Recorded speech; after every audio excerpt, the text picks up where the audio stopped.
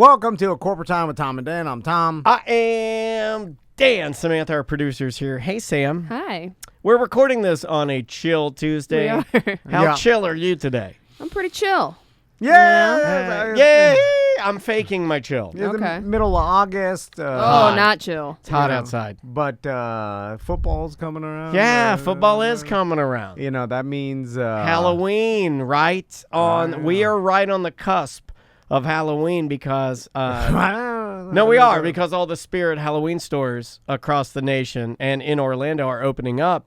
Now, I saw one I'd never seen before. I've seen Spirit Halloween, but have either of you seen Halloween City? I have seen Halloween City. Halloween City's Yeah. cool. It's big. Halloween City's big. There's also an atomic horror shop up here, and I don't know what that is. But Atomic horror. The sign just went up right next to the old bike shop. Atomic Is horror. it one of those... year-round horror stores? I don't seasonal know. deal? No idea. Literally, they were just putting the sign up, so there's nothing in the store yet. Is the sign a cheap banner? No, it's actually Yeah. nice. Oh, okay. Ooh. Well, On the yeah. building and on the marquee outside. It's going out of business. That means Yeah. it's... a year-round horror store. Well, yeah, that means it's it's going to be there for a while. But a It's lot not of just these seasonal. nerd stores, they have to hybrid themselves a little bit. So you got we do a little bit of Pokemon, a little bit of Yu-Gi-Oh, a little bit of baseball, a little bit of Pokemon, tabletop games, video games, old video rental. They do like all of it. Are those stores No. making money No. because the person that owns them curates what's inside, No. and that's and people like that because the internet. They're biding time to go to business. All of them. Let's do some weird. All righty, here we go. Tom wanted to do a bit, he called it Weird Job Wednesday. Dan really likes it, Tom says that's bullshit. It's another Weird Job Wednesday. What are you doing? What is your job? Are you neat? Are you tidy? Or are you a fat slob? Do you make lots of money and you sit up in your tower looking down on all the people who are working by the hour? It's a Weird Job Wednesday. Just another Weird Job Wednesday. Oh yes, it's Weird Job Wednesday. Just another Weird Job Wednesday. Thank you, Tom. Thank you.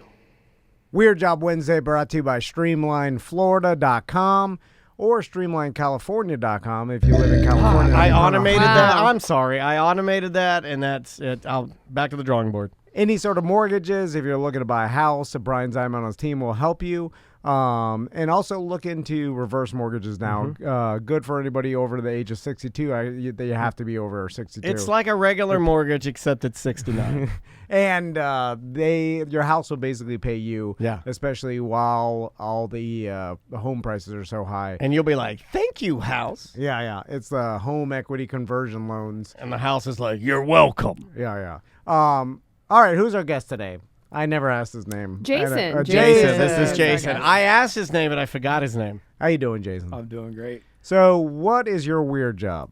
I ID snakes every day. Really? Okay. All right. So you are a snake PI. So what does that mean? Who pays you for that? Well, just started a few months ago a subscription model. So Wait, that's how, we can subscribe and have you come by our house and identify our snakes? you got to do it through the app. But Wait, you have an app? yeah, that's Are what- you the app or are you I'm confused. So They started the app. I don't write code, but I have a development team here in Orlando that We writes need all a the code. development team. Okay, Okay. wait. Hold on a second. So your weird job. Okay. I thought your weird job was that I could subscribe to have you personally, as Jason, come to my house, and I'm like, I got a steak, I like Jason. that. You're like, That's I'll be right there. efficient. You drive over. You're like, yeah, that's a coral about the steak. All 80s. right. Everything's That's a thrown coral out. steak. I'll see you later. My I'll be son tells people that, and he just says, my dad will ID that snake for you. I think that's cool. So you have an app that I can download now and subscribe to and identify every snake? Correct. In the That's pretty dope. So I know this because I'm into plants, and I have plant apps that do this as a service. I where think it's Snake app cooler than Plant app. where I take a picture and it tells me what kind of plant it is. So this is essentially the same deal. Like you see a snake, and now let me ask you this: how close do you have to be? Because I imagine, Good question. You know, with my plant app, it's like take a Well, you picture of zoom its in. flower, You and pinch and zoom, you dum-dum. well, I mean. The snake is in the bushes and you're 10 Hey, feet now. away. Even pinching and zooming, you're going to get a more blurry snake. How good is your pinch and zoom? I'm an excellent pinch zoomer because I got tiny hands. So how You're, close? you're exactly right. It's actually human powered. So the idea originally, because I was actually deathly afraid of snakes before starting this, is there was a snake. That in our seems pool weird. They got for to sure. I mean, it makes sense, right? No, it's what he needed, right? He's like, That's I right. cannot leave my house. Because he didn't know if something was like poisonous. I am so or... afraid of snakes. If only my phone had the ability to tell me which ones I'm safe around and which ones Exactly. I'd be murdered by. It was actually in our pool. So everyone screams snake and, panics, walks on water. My son found it. I thought he was playing around. But it was a little tiny snake. Didn't know what it was, scooped it in the net. And that's when the idea popped, what if we could just find it? Because I couldn't teach my kids, right? So they were scared. I was scared. But got online, figured out it was a little ringneck snake and that they get into pools commonly because they want to get a drink of water, but they can't get out. So I felt bad. Stupid snake. Then started learning So more stupid. patterns, colors, all these different things. And I actually self-taught myself and witnessed my own fear go away. So it was kind of a weird transformation. God. And He faced his fears. What a Yeah. great story, too, man. The fact that, just through repetition, I guess, being around there, general curiosity, you were able to, overcome your fear Right. of snakes and also create a avenue of revenue for you and your family. right. So That's pretty dope. the actual app is a human looks at every snake's picture submitted. And you were right on point with the. So the original idea was automation because the AI is coming about. But as 3 years ago the app launched, and as I saw the photos come in, you were exactly right. The way I see it, you got scared people taking pictures of scared animals. So they're 50, Blurry. 20 feet away, Yeah. blurry. I bet you Most get a of them- lot of penises, right? 3. Wow. Yeah, you knew I that. knew- He knew out of- that was coming. I knew it. Out of 200,000 we've gotten in 3 years, only 3. So Oh, wait till I get this app. Oh, it's gonna change now. You're on our show. Yeah, now that you've been on our show, Yeah. A lot of you're trouser gonna- snakes. You're going to get a lot of penises and a lot of. And they're gonna be red and Yeah, irritated. we've seen them. We've seen them. Yeah. Small, irritated, like snakes. Now, not to S on your business model here. Oh, but here we go. It does seem a tad bit inefficient to have an actual human look at and try to identify each picture Yeah, but the submitted through the success app. rate is high. I don't know if you do this. A computer can do everything better than a human. Well, literally everything. In this scenario, no. There are Really? a few. Yeah, there are a few that are automated out, but dealing with venomous animals, I could not afford to be 99% correct. Got to be 100, really. So without the human eye confirming it, I've inputted a lot of our submissions that come in into these AI. Now, if it's very clear and centered, like you said, a bush, a tree, it's easy to kind of get that. It's like, taking a picture of a check. But you got the animal that's moving around. A lot of them are killed, unfortunately. So, they could be roadkill. It could be head cut off, all these things. So it takes a human. Now, what I've learned, we're going to build an AI system, but the more bad pictures that we have coded correctly or labeled correctly by the human, then the system will be able to learn. Because not every picture is just perfectly squared and centered. So a lot of variables that I had no idea about. In trees, 30 feet away, water, actually, the contrast of the picture, it basically just makes it, you can't tell a pattern, unfortunately. So, Jason, I know you're not a computerman, but I'm gonna bitch about something for you because all right. I can't get into my emails. Okay, well, so Why'd you the attachment? It's always at the bottom of the email, and then I got to save it to my desktop. Right. we have face recognition technology, and every cell phone has it. And my iPhone looks at my face and can recognize my face compared to Daniel's face or your face or any other white guy's face that looks like me. Because all white people look the same. So, and it won't work on your face, but it'll work on my face. So it knows, it does the thing. And, but I still, when I go to Bovada, I have to Yeah, well, that's put every Bovada's square fault, a bicycle is in or That's a traffic Bovada's fault. light. Nobody, yeah. But it's like a computer can't decide what square a traffic light's in, but it can recognize my face. What is it? Right. Anyway. It can't recognize a snake. Like, Old lot of man times yells it at the can't. internet. I It can he recognize really a did. plant. He yelled so much I got What- confused. No, but I'm saying, like, which one, like, what, how smart is it? Like, the technology should be there so it can easily recognize everything. There's not that many snakes. Red and yellow kills a fellow. I know it. Honestly, everything you're saying, I don't know the answer to, so I don't know whether to agree with you or be against what you're saying, If what it's you're got yelling about. a ring around its neck, Yeah. it's got a ring neck. No, there are some. I mean, there's a success rate, but again, there's some. It could be a rattlesnake, but it's too far away, and the AI says it's a water snake. That's a big thing. I mean, the liability alone that's why we just couldn't afford. But majority of what comes in, I mean, we get 300 to 400 a day, and we have for 3 years, and we can answer in seconds. I mean, I've used the technology to be fast with humans. So we have all of these write-ups already queued up. It's a lot of copying and pasting because it comes through an email box. But literally, by the time you submit it, it's going to be back in your inbox pretty quick. Let me ask you how the process works. So you have a bunch of professionals. 15. 15 different snake professionals. Right.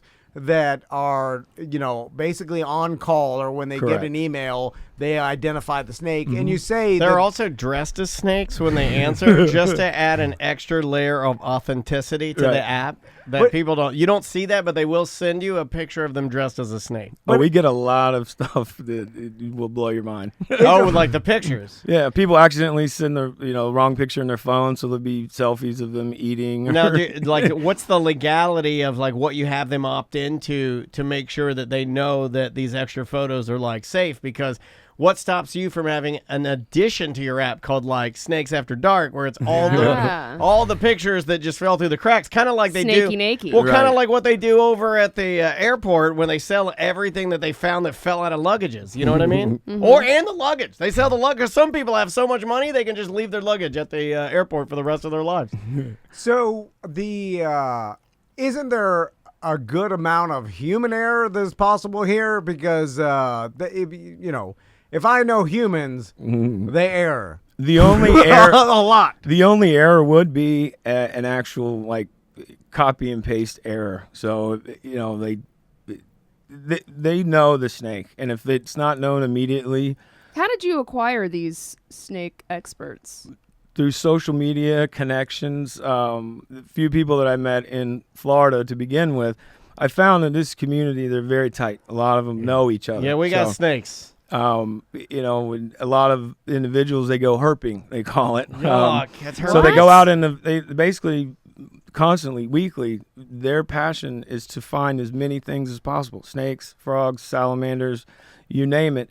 So the knowledge that these folks have is astonishing. So It's called herping. yeah. So growing up in Florida, we would go shining, go gigging, things like that. It's called going herping. Herpetology, study of reptiles and amphibians. Yep. So it's short. So that is the act of going out. So it's like bird watching or whatever. It's correct. just for reptiles. More dangerous than bird watching, though. Yeah, absolutely. Um, And so I came from the business world. I was a financial advisor before this. No experience whatsoever. But I trademarked going herping and herp life, just like salt Don't life. get herp life. Yes, So, herp life now you can is take that a lot of awesome. different ways. Yeah, herp Right. life is fantastic. Yeah. So, okay, let me ask you this, Jason. Mm-hmm. So, in Florida, I've lived in Florida all my life. Me too, yep. So, I've been, out in the wilderness in Mm-hmm. Florida a lot.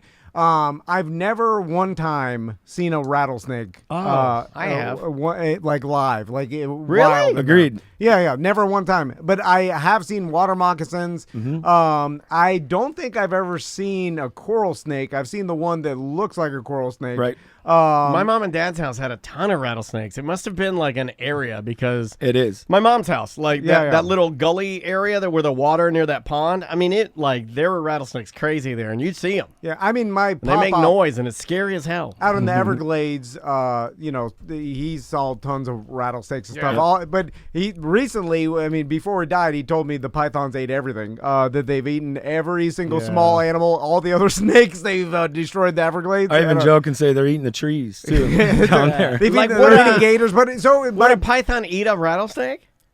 I don't know, but Snakes do eat each other. Yeah. Depends on certain species. Yeah, I'm just so. wondering, and if a rattlesnake bites a python, does the python get the toxicity like we do? Because you see, like last night, I don't know how I fell down the hole, and it wasn't in preparation of you being here because, like I said, I don't like to know what the job is. I like to be surprised.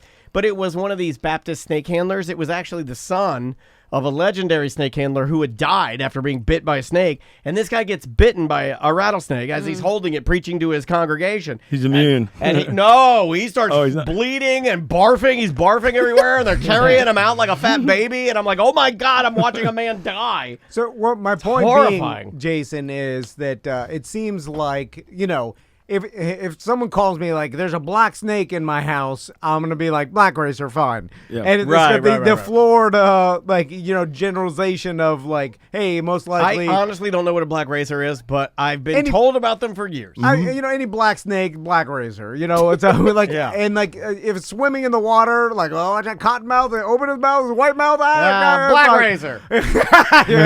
You get a black racer, and you get a black racer. My point being, seemingly the poisonous ones are rare to see. So in your experience in Florida, I mean, it's the same 6 snakes, right? You're right. So those are the venomous ones. And I thought the same thing early on. Other than the snake I saw, I'm like, I haven't seen a snake in probably 3 years. So how's this going to be successful? But then you start to realize really what made me go all in on it was more of the economical view. When I realized that there's snakes literally on every piece of land in the planet other than a few countries, and most people are deathly afraid. Well, now my market just became almost 3/4 or more of the world's population. Right. So when you look at it that way, there's so many people out there. But you were right about situations. Most snakes are ground burrowers, so they're in the ground. Now, as construction is being done and built up, that's churning up snakes. So out where I live, big old, roadway being built, in that particular area, there's a lot of pygmy rattlesnakes. So those are being seen more. You may not see a pygmy in certain areas like downtown Atlanta. Sure. So it's a lot of the urban snakes. A lot of what we get are the same things that are around people's homes.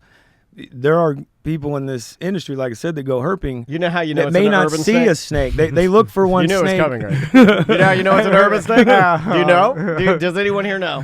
I don't. Not going to tell you. I'm not going to tell you because you laughed too hard at it. I was going to tell you. It has its headphones around its neck. That's how you know. And it's getting on the subway. So I'm surprised there's no other snake identifier app. Honestly, there are a couple, but he's saying they're automated, and his is the best one because it's actually got, it's got that element of really where I took it further is because of my transformation. The ID was the original idea, but it's more the education. So our responses are very short and to the point, but we tell you what they eat, where they hide. I started learning all kinds of things about ways you can take care of your property. Snakes are either around looking for food or shelter. So if you leave a lot of pool floats around your pool, you basically just created a house for them.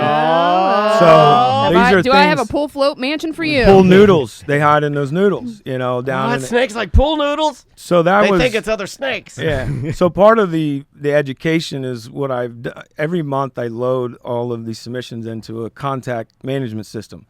And I have location and I have your email. So I proactively send information based on where people live. Because if you're in California, snakes are native to certain areas. What's in California is not here in Florida. Right. And then I've seen a lot of people moving around the nation. So when you're in California, they got used to what was around them. Now they moved to Florida. They have no idea because there are totally different snakes in each area. Now there are some that, black racers in probably half the country. So but there are some that are only, in that particular area. So how come they ain't got no goddamn white racers? But like you said earlier, everyone thinks everything's slow a cottonmouth. Snakes. They'd be really slow. Every snake's going to hurt them, but majority aren't. What's the rarest snake in Florida? Probably a rainbow snake is one of them. Never heard of them. Right. There are more. I was still in that character, and it slipped out. There's 65 in Florida, roughly. So you'd be surprised how many different ones there are. Do you have certain areas of the United States that are that use the app more? Are they like the swamp states like Louisiana, us? Yes. Alabama, Texas is I'd say on the East Coast, Florida, Georgia, and the Carolinas out west. Arizona, Texas, and California. Okay. There's 15 different rattlesnakes in Arizona alone. Do you have one state that maybe no entries from? Or all 50? We've had all of them, even Alaska, but Nice. there are no snakes there. It's just the user. What we've seen, too, is a Look lot at of my people, Alaskan penis. they may not even have seen the snake. They jack it from social media or they're looking at the neighborhood apps. So people are just bored and looking around all day, and they're like, "Oh, I'll identify it for Tom. Yeah, I'll help you out. Yeah. I got the app. But Yeah. then they don't know My that God, snakes how are really by how are range. people that bored? Or they identifying like, Yeah. I'm gonna identify my neighbor's snake. Baby, I gotta go on Nextdoor and help these people find out what snakes they have. I'll be right back. Who has that much time? You would be surprised. And those are things I just learned. You would be surprised the demand is out there and the people that are really. There's so many people on the fence that don't know enough, but they want to know. And now they're becoming interested and they want to buy pets. They, learn certain things like king snakes, for example. You said it earlier. They're immune to venom. Oh, I didn't know that. So they actually eat copperheads, cottonmouths, rattlesnakes. So when people are killing king snakes, you basically just took away your defense of what your are you home. doing? So that's the type of It's like stuff. friendly fire. It's not Don't just kill telling him. you what it is. We're telling you why it's there. Yeah. What they actually do, and that's where people are going, aha. And it's kind of like going back to grade school. Lizards eat, insects and bugs. Snakes eat lizards. Other mammals. Birds eat snakes. Because snakes can't fly, birds can. So everything kind of goes hand in hand. Really and truly. You ever had something get submitted where your experts are like, it gets to one expert and then he tosses it to a couple other experts because he doesn't know what it is, Yes. and then you get to a point where you're like, I think we found something new.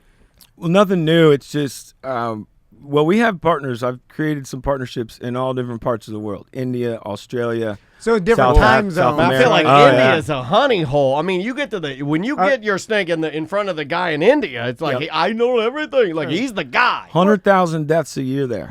And there's only about 5 in the U.S. Every Because video that you and I Tom and I became Mm-hmm. obsessed with the snake and the rope trick, and then they'd always have a snake in the Yeah. in the whatever that basket. Yeah, and the cobra, and yeah. and it is terrifying. For It is sure. absolutely terrifying. Yeah. I mean, when you do on the side of the road, it's a snake's gonna bite your feet. You Yeah, have no that's an shoes. excellent point, Tom. I'm just saying, there is a correlation Yeah. with But think of how peaceful standards of living. Can everyone here imagine how peaceful your roadside duties would be if you just had steel-toed boots in India? One pair of steel-toed boots and you could crap in peace. It's bad. Some areas. So I was going to ask you about people in different time zones because you submit a picture at night, you're not going to Correct. respond to the morning, but someone's always looking at their email. Yeah, and I've got a lot of guys on the team or gals that are night owls. So if they're in California, it helps me out. Doing this, I'll probably sleep maybe 4 hours a day because they come in constantly. Oh my God, you're doing it yourself. Jesus Christ. I do a lot of them because, like I said, a lot of the same things come in. So Yeah. once I've learned those, I can answer most of them in 5 seconds. It's just, but the guy in California that stays up till 4 a.m, that's really 7 here. And then I get up at 6, and eventually though, I'm going to have it to where we'll turn the geolocation on. Everything is a cost. Spend everything I got on this thing, so we're kind of prioritizing what needs to be developed.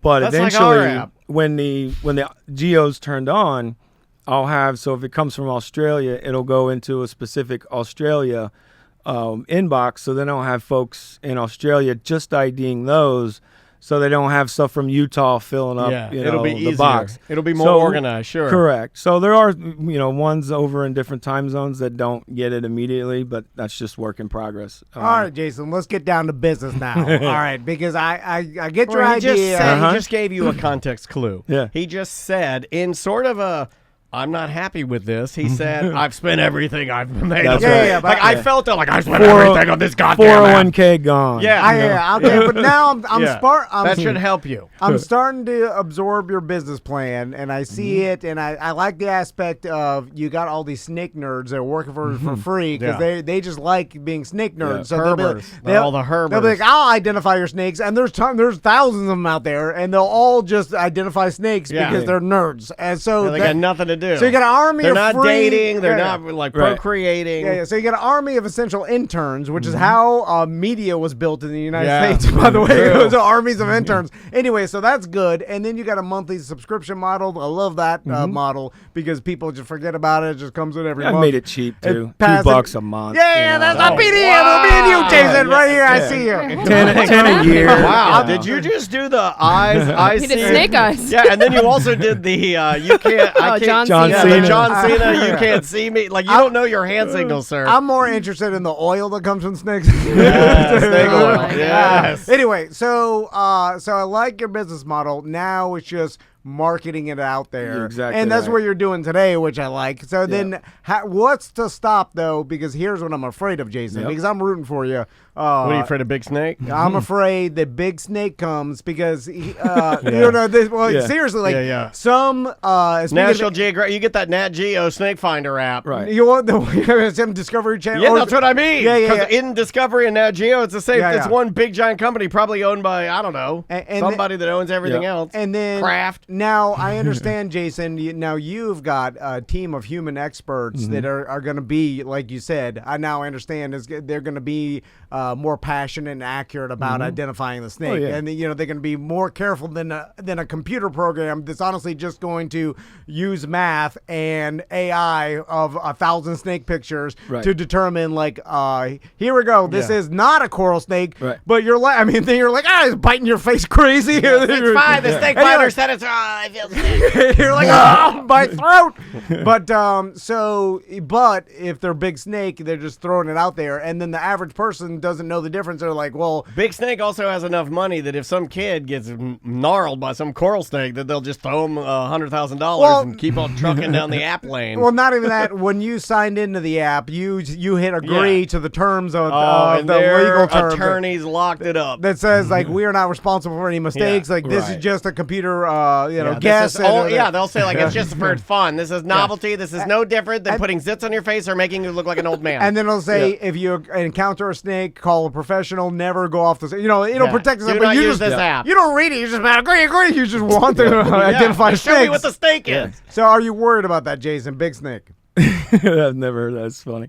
Well, the way I look at it, too, the ID is one thing, but there's more to it. Computer can't answer the question that a person says, will it hurt my dog?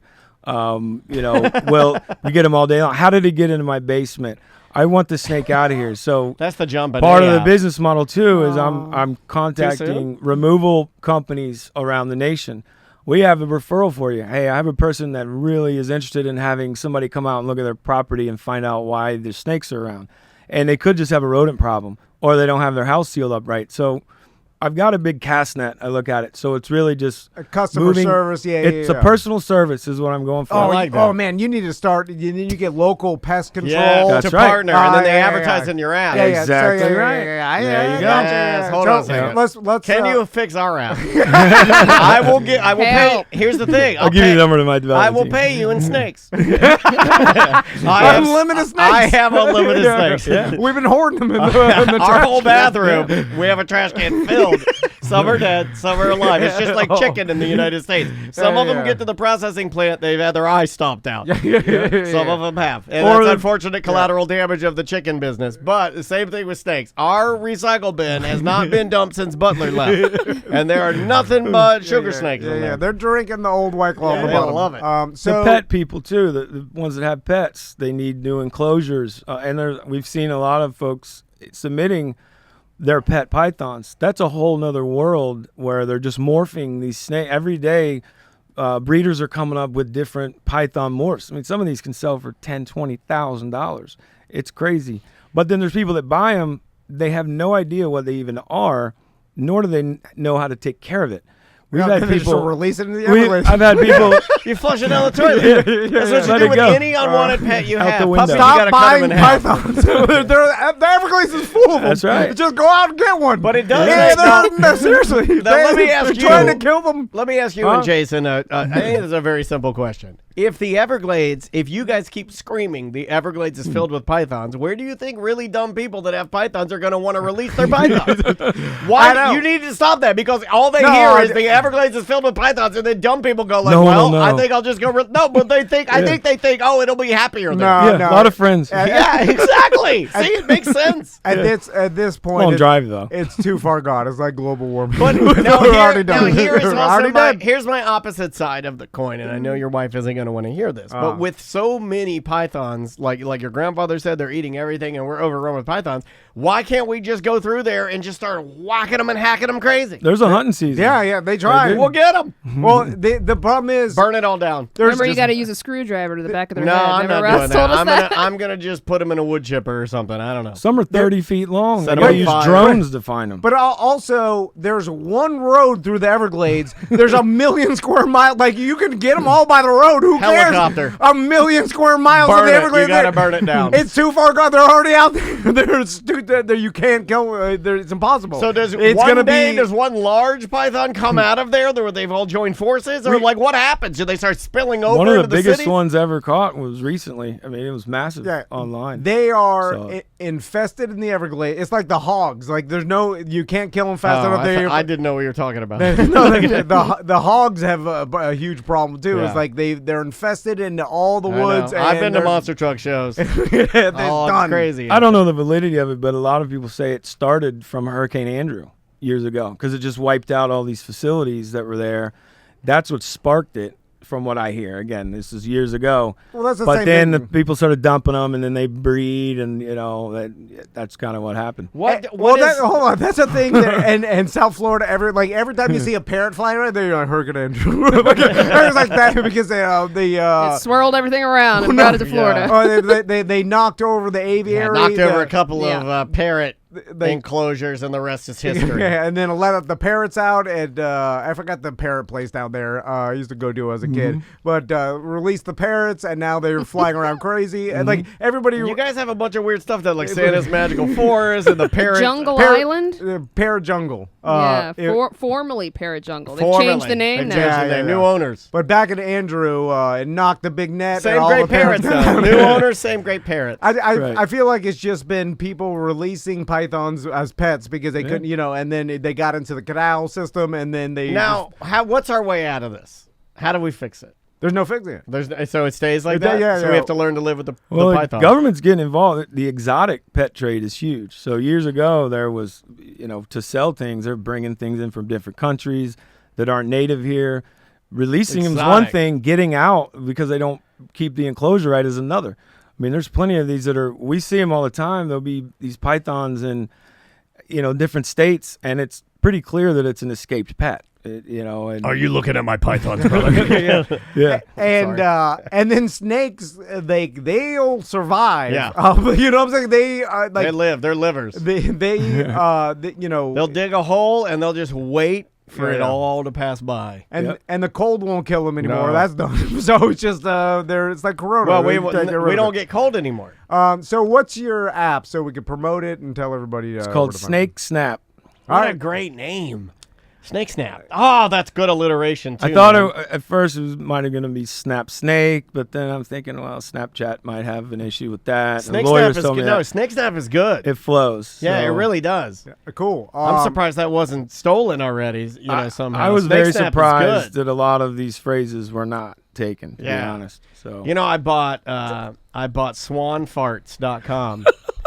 About a year ago, and I don't know what to do with it. Oh, Jason, I got an idea for you. You can have that, Jason. This way, why give you swan farts. You need to hire T&D marketing for all your That's marketing. Still going. I thought we shut that down. Now I gotta buy that URL too. Hold on, I thought you had me shut. It's limping along. Hold on a second. I got all the T&D in there now. I have it redirected to swan farts. So what you need to do is you need to partner with one of these. That's a true story, by the way. I actually own that. these like exotic snake or reptile places, kind of like Gatorland. Okay, all right, talk to Savannah. Yeah, you get Savannah. Yeah, you need Savannah. Now here's I've been to 5 events at Gatorland. Savannah for SnakeSnap. Yep. So you just peel off a little money for I met her a few times. Yeah, there. she's awesome. So Robbie's been Robbie Swamp Brothers. He's good friends. Robbie with, Swamp Brother. Yeah, he's good friends with Savannah. Oh, okay, But, the Swamp Brothers. Yeah. I know what you're talking about. Sorry. We did a lot of things together. He's been part of the app since the beginning. So we've done videos out at his property in Bushnell. So, but yeah, you're right. So what the news loves, bringing on a good snake person. That's right. To no shirt, alligator tooth necklace, Crocodile Dundee hat, dungarees, cargo snake shorts. Yeah. You got on like See what Manny from Jackass is doing. He's probably got You got on like Timberland boots, but then they still wear. That's the one thing about that crocodile hunter I always thought was weird is he still wore the Hooters girl socks. Maybe that's why the stingray got him. Is there a stingray's like, look at your dumb socks. I'm gonna get you because you're wearing a Hooters girl socks. You're the goddamn crocodile hunter. You should have on some black business All socks. brown. I don't. He's wearing the cushy Hooters girl poof socks at the top. Like you look like a Cabbage Patch doll. You're the crocodile hunter. You're right. That's why he got you. Why? He saw your weakness. He saw your socks, and he's like, "This man is weak. I'm gonna sting him in the heart." I know it's a. Don't at me. He saw God your rest his soul. scrunchie on the top. He's like, hold on a second. I thought you were tough as And hell. stabbed your Nah, heart. you're weak. You're weak. The only thing you're missing is lingerie Wednesdays. I'm gonna sting your heart. Sorry, Jason. Yeah. Anyway, partner with, and then get on the news, and then you get some like, and they love talking. They do. Person Fish that out of shoots, like, water. Then they got like. And then who's you somebody promote we your know? app. We still know Martha Sigalski, although she won't talk to me anymore. Uh-oh. No, she's just got business. It's like that was a different decade. Was on West 2 a couple months ago. Who were the people? Jason Guy? Were you with him? No. And Michelle Imperato? Gosh, They love us. now They the- just won't Dave, return our emails. The problem is Everyone stop talking They about the did. news. I think it's me. Trying to I think it's me. it's brilliant free marketing, except for the fact no one watches the news. Thought about that too. That's why they don't reply. That's More it than right you there. think, That's though. it right there. They'll get you on there, but when he was watching the old pop up or whatever, Tony like, Palmiotti watching it at Tony 4 Pa- a.m. The people that are watching Yeah. it want the app, but they don't have the capabilities to download it. they They can't do it. They're like, I They can't don't find know. it. Yeah, Then they're calling us because their signal tech's not working. Be surprised. The one interview we did in Orlando, our average downloads, like I said, were 400. For 10 days after, it went to like 1,700. There Just you for that go. interview. That's good. You'll never see that in this one. I'm surprised if you get 5. This will Like, be the opposite. This will just increase the penises you receive. Unfortunately. Yeah. I mean, let me know if you get over 5. I'll be shocked. I mean, a lot of people listen. They just, they're like, snake. They're my lazy. daughter- They're all high and drunk. Yeah. And You're going to get a lot of TD ABCs, though. You get a lot of pictures of White Claw because they get They so love drunk White Claw. they mix up the Oh, apps. they love weed too, and we're missing out because we could be getting rich. Anyway, sorry, Jason. You're good. SnakeSnap, if you want to download Jason's app, and Yeah, I'm gonna get it for sure and get it for my daughter so we can, use it. We'll he's subscribe. lying. He's lying. No, I'm not. I'm not lying. My wife and daughter use the Seek app now for plants. I think the Seek app. And then they have another one that they use for they like to geocache and ride their bikes around Orlando and then leave treasures for people. I'm And about I to think cancel that's my plant app stupid. because I took someone was like, what's this plant? Asking me, and then I used my plant app, I and like then that. and then I said Stolen Valor. Yeah, Stolen Valor, and then I said it's this plant, and then someone under the comments was like, no, it's not. Yeah, and then I was like, Yes. "Nah, screw you, picture this app, I pay $39 a year for you. Well, wait a Damn, minute. that's Were you expensive. wrong? Yeah. No, someone I So don't the know. app was wrong. The app was wrong, and it made me look stupid. I didn't know plants, even Well, though I didn't what if know. the app was just what if the app was just accurate well, the to your plant knowledge? Like the app tailors its plant knowledge to its owner's plant knowledge. Uh-huh. No, well, no, it's no, supposed that's to not how it identify works. any plant, Yeah, right? yeah. I just take 3 pictures and then it searches the 10,000 picture database that it has of that. It's like AI. Yours or- doesn't do it instantly? No, it does it instantly, but I'm just saying I think that's how it works. It's just like I take a picture of a plant and then it just it matches the AI just matches it up. You have with to it. have a huge database. It just runs it constantly, looking at different angles and things. So Tracy told me something I did not know. Tracy in our Twitch chat room, and you can join us every single day, twitch.tv/Tom and Dan Live. Tracy said that if you go to your iPhone and you take a picture of a plant, then you go to the photo and you swipe up on the photo and then you click look up, that it'll look up the plant using... But it uses like Google search or whatever. Yeah, but what's better than that? That's everything. But what's better than that? The app is like makes it, like take 3 pictures and then. Yeah, but that's harder than what? Never mind. Okay. No, I didn't know that. That's whoa, my God. Anyway, and no way it works better than picture this. It doesn't work at all. So, Jason, congratulations on your app. I feel like now in 2022, the inventor dad. You're a dad, right? That's right. Yeah. The inventor dad is no longer building like the. He's a cool inventor dad. Like Well, his they're demeanor apps. is It's all just apps, right? Your demeanor is just so cool and laid back. Like you're a cool dad. Like I need to be cool like you. I need to be laid back a little bit. It's like, but it's changed from the whatever the like. You remember the guy that invented the you play soccer on a pool table, like you. Oh yeah, that guy listens to the show and he left us. He left us one of his. It's soccer for your pool table. Yeah, that's what I'm saying. Like, Yeah. but it used to be a tangible item, and now it's all apps and technology. Like there was a guy on Reddit. He's in a baseball group that I'm in, and the guy was like, "Hey guys, I know normally we talk about baseball, but I'm a developer, and I'd appreciate if you guys would try playing my fantasy game that I spent the last 7 years working on." I'm like, "What?" And I looked at it, and I swear to God, it's like the most amazing. And he's a dad. And in his off time between baseball and being a dad, he wrote a fantasy video game, and it's beautiful, but it's just thousands upon thousands of hours, and you would never know that these people do that in their free time. It's crazy. Jason, we got to work in-app purchases. That's the whole. Yeah, I want to do games and things. You got to do I've got microtransactions ideas. and loot crates. That's where it's at. You got to do like snake crates, and then people download 99 cents for the loot crate, and then they have a chance of getting this rare snake card. Right. Do you have any sort of iodine or anything like that you can sell to people and pump fear into their hearts and then sell them the snake repellent or like you need antidote? like some emergency Oxygen in meals. casinos, just pump it full. Yeah, emergency food, 1 year, 25-year shelf life, There you go. emergency You make a lot of money that snake way. food. Yeah. Open to all ideas. All right, I like that. All right. All right, we're going to take a quick break. We'll be right back with more Corporate Time. Welcome back to A Corporate Time. Let's do some emails, but first, our fur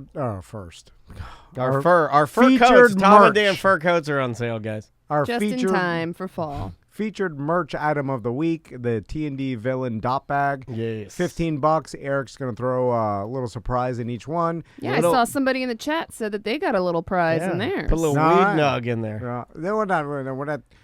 You're going to get our door kicked It is down. killed. No. We put weed in all of our dump kit bags, and we ship weed all around the nation. I was trying to explain to someone, I'm like, you can say whatever. No one's going to believe you, even if you're doing it. Like, no cop or anybody's going to investigate They don't anything. have time. No, of course not. No one has time for anything, and no one's going to hear some. I used to say, like, even the radio people are like, why are you saying you have joints in your sock? Well, the big one for you was cocaine. Yeah. It was always cocaine. Although that led me to people palming me too much cocaine. The only time I And ever was like, got I in don't do trouble this. was mentioning cocaine. For whatever reason, cocaine is a hot button with the government. Maybe it's because they all do cocaine.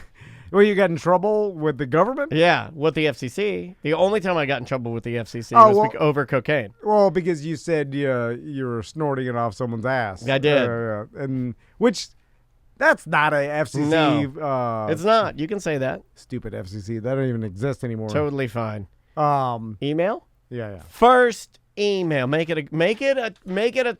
Don't make it top shelf, but make it like good. Oh, Decent. okay. Decent. Not our best. I was going to do Top Shelf Aquatics, but I love Top Shelf Aquatics. Do it. I have not pre-read any of these, so we'll see how this goes. Uh-oh. Hi, I wanted to touch on Summer's recent voicemail about dinner theaters. Yes, dinner theaters. Are we doing Tom and Dan? Medieval times, right? Medieval times? Medieval meetup? A mediocre, Yeah. a medieval-oker meetup? A medieval-oker meetup. There. Hey, listen, if you guys do all the work to... Are you going to Tracy, get on it. Are your set up a sons meetup. Are your sons going to dress like little knights? and get them to pay us Are your money? sons going to dress in little knights outfits with little shields and little foam swords? No. My daughter with a cone hat with a scarf off the top of it? I mean, they obviously want to see you ride the horse around. I'm not doing your that. No. pants. I'm not gonna do that. I want to see that. That If we was- do that, I'll go. That was Arabian Nights, sir. Okay. And that has been shut down. And all the horses executed. What do we got here? Like her, I have worked my fair share of dinner theaters like Pirates, Dixie Stampede, Blazing Pianos, if you can remember that one, and some others. I don't count Blazing Pianos as a dinner show because isn't that just a piano? Is it a dueling piano thing? Yeah, It's bar. a dueling piano. That's not a dinner show. And then I've been to Jelly Rolls. That's Oh, another. yeah, I've been to Jelly Rolls. I used to like I think Jelly. it's shut down now. Oh man, all the good piano was fun. bars. Howl at the Moon still. That one stinks. That I like. Okay. That's going to make a lot of people mad. I liked. Okay, I complained about it. The last time I went was probably 10 years ago for your wife's birthday because your wife. Yeah. Here's We're a little big known Howl fact. at the Moon family. well, it's always your birthday's free, right? Here's a little known 10 fact. free drinks. Is that Tom's wife? There's two things I know. She loves paper mache witches and piano bars. Really? Right? Yeah. She loves a piano bar. Well, every good Florida trash woman Yeah. goes through a piano bar phase. Oh, my wife. Or- My wife's just getting into her piano bar phase right now. I'm trying to get Andrea to smoke cigarettes to complete the package, but she won't do the smoking. Will she smoke one cigarette? I want her to, and then How I want much- her She'll to probably do. throw up. There's something. No. There's She's something. never smoked anything How before, much, right? how much would she, if I offered her money to smoke one cigarette in Because front it's of not me? illegal. No. Probably $500. You think she'd do it for $500? I think she'd do it for $500. Full cigarette. Yeah, She gonna smoke the whole thing down to the filter? Well, just smoke the What whole are we going, thing. menthol? No. I know. Menthol. Marlboro Red? Yeah, Marlboro Red. I think Ooh. a menthol is an advanced cigarette. They still make Marlboro mediums, the blue Yeah, bag. Yes, they do. They make mediums. I feel like One there's Marlboro a lot medium. of. You know what I feel that's weird? Okay, I'm being serious when I say this, and you guys can think I'm trash, and that's fine because I am trash. I feel like there's a lot of cigarette technology that I've missed since I quit. And I feel Oh, like like the there's Camel flavor. Crush. Yeah, I feel like there's flavors and Oh, different yeah. filters and different sizes and packaging Yeah. and little It hasn't- doodads and it little hasn't things. changed that much. Yeah, dude. but you don't even know because you haven't even been in it, dude. You don't even know. No, you but- don't even know. Here's why I know. Because the Castleberry 7-Eleven, which is my 7-Eleven. That's your home 7-Eleven. I one wheel up all the time. I'm glad You're there. a regular. That's why I'm a Tom and regular. I are in business together is because we are 7-Eleven men. We are not Wawa men. I'm a Wawa woman. I know you are, and Wawa can't run a goddamn line, but No. I'm back. They're back in good graces with me because Mine finally got self-checkout. mine has Oh, love self-checkout. it. Self-checkout. Love it. Now because most people that can't walk in a line correctly don't know how to Yep, self-checkout. exactly. It's perfect. I zip over to self-checkout Yep. because I'm a digital boy. Oh, It's the best. For me, I'm not brand loyal to anything, so it's just the closest. you seem very loyal to your 7-Eleven. I have a mental cache of pandemonium I have seen over the years. From sheep and goats humping in the middle of a nativity scene to gassing 1,200 dining people because someone put diesel into a gas engine golf cart used in the show. But my favorite ever happened at Pirates. It was the mid-90s, and it was the first night we ever did a 2-night show. Prior to that, we had only ever done one show a night. A double header. Oh. Somewhere in the middle of the first show, as the pre-show was loaded with guests waiting for the second show of the night, we hear over the radio, "There's porn in the pre-show." Wait, what? We ran into the pre-show, and in the attached museum, which was just a collection of trash, were horrified guests and porn playing on multiple TVs. Long story short, on normal nights, we would play a VHS about pirate ships that the owners had recorded on TV. On this night, no one rewound the tape, and we later learned that the owners had recorded the pirate show over the top in old porn.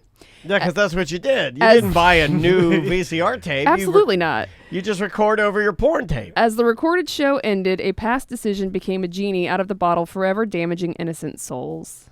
What do you do? I mean, now you get sued for something like that. Back in the day, yeah. you just apologize and carry on like it Yep, didn't you happen. give them like a free app. Yeah, you're like, and here's your cheese sticks. You get one extra. Could you imagine? Mozzarella sticks for Yeah. everybody. Well, nowadays, someone would film it on their smartphone. It would go viral, Yeah. and your business would be done because you'd get so much. Because there'd be kids. You know what I'm saying? So Like, we live in a time where you're not allowed to make a mistake anymore, right? Well, kind of. Yeah. It depends on how egregious the mistake is. Well, I mean, like I could argue that mistake didn't damage people. I mean, like those kids, it didn't like made a serial killer. No, but Also, just shield your kids' eyes, right? no. If my kids were exposed Also, to like, hardcore porn, I was gonna say, and how hardcore was it? It could have been mild. Okay, so My wife the would- vans are at Pirates Dinner Theater. I think and- any mom would never stop until the business is shut down if they were exposed You know to what's porn. funny is that Andrea's a nerd, but she wouldn't do that. She'd just be like, "Yeah, we're moving on. We'll never go there again." But she wouldn't waste her time trying to get him shut down. It was just because She wouldn't make it a flag. You know what I mean? Like planting it on the moon or something. Because it's not just nudity. We're talking about like Yeah. hardcore. You know what I'm saying? Like Right. you can't unsee that. You can't. but You can't tell your kids that didn't happen. They saw, and then it will be with them. It will affect them well, somehow. My daughter, For a while, my daughter like, last week saw Tommy Lee's weenie from Instagram. Am I supposed to get Instagram and Tommy Lee to? Am I supposed See, to that's write just him? nudity, not porn. Yeah. There's saying, no yeah, action It going was on. it was not a hanging Chad, if you know what I'm saying. But- it was more of a stiff Chad. Still different in my because if my boys saw someone nude, Yeah, it's just a not, body part. Yeah, no big deal. Obviously, I don't want them to see Tommy Lee, but if they saw the actual act, it crosses a line into this probably traumatized or is embedded into their brain, and now there's a lot of explaining. They're gonna figure out what that is. That's a lot of. You don't want your 6-year-old and 7. Now, if they're 14, if they already Yeah, who seen cares? it. Yeah. Like if they're, if they're 16, it's like okay, they've seen it already. But if they're 6 and 7, there's. No, I got you. I mean, my buddy was a principal, still is, I think. But one of his teachers, I told the story, was playing the what is that? That thing, the giving tree, Oh yeah. The video of the tree that provides all these things for the kid, and then when the kid comes It's a back, story. he's just a stump. Yeah, it's like a story, and there's a video on YouTube, Right. of it or whatever. But the teacher walked out, was talking to another teacher. The Giving Tree played, and then it went to the next video on YouTube, Which is like a spoof of the Giving Tree. The spoof was called The Very Giving Tree, Oh, and yeah. it was cartoons, and it wasn't anything like real egregious, but the characters went behind the It's tree implied. and implied kissing, and then like even more. Yeah, and it implied that the boy had sex with the tree. parents were sitting down with him screaming, "You took my child's innocence away. What are Yeah. you going to do about it?" Like, you Right, know what I'm saying? right. Like, and then what is he going to say to that? Like, because even though, and that one I would have been like, it's fine. Hardcore porn No, I get it. at a dinner show, Anyway. I think I would be more the stick in the mud there, though. I would be more like, well, we have to shut him down. Andrea would be like, no, we're moving on. I'm not going to waste my time with that. Just act like it didn't happen. Oh, I'd move on. Yeah, but she's more like you. I'm more emotional. I'd be like, yeah. well, we have to Burn this place to the Yeah, ground. we have to burn it down. Yeah. What else? Hi, Tom, Dan, and Sam. When looking at a beautiful, scantily clad lady or man for Sam, would it change things if she or he had an outie belly button? Can belly buttons distract from overall looks? Can, yeah. What type of belly button is sexy? All of them are on the table as being not sexy. And what I mean by that is, if you lose enough weight till you get to a point where you're like so athletically fit that you have like that painful belly button, where it looks painful. It may not be painful, but it looks painful. It looks like you're going to explode. Yeah. There's no more depth to it because there's no more fat on your stomach. So it basically wherever the actual belly button ends It's tight. is right at the front of yeah. it's right there. It's too tight. My son Tommy, he's That got doesn't always half happen, outie. even with weight loss. It could be weight gain, too. Yeah, absolutely. yeah. That's why everything's on the table. Like, for instance, my belly button is 9 inches deep. It's the deepest belly button You ever. got a pretty deep belly button, I can too. put 64 ounces. I can put 64 ounces of Sierra Mist into my belly button, Wow. and then I can super glue it shut. Survival Did drip. you ever have someone take a shot out of your belly button? No. No. But my daughter puts her finger in it all the time, and I want to punch her right in the face. It's just a reaction, right?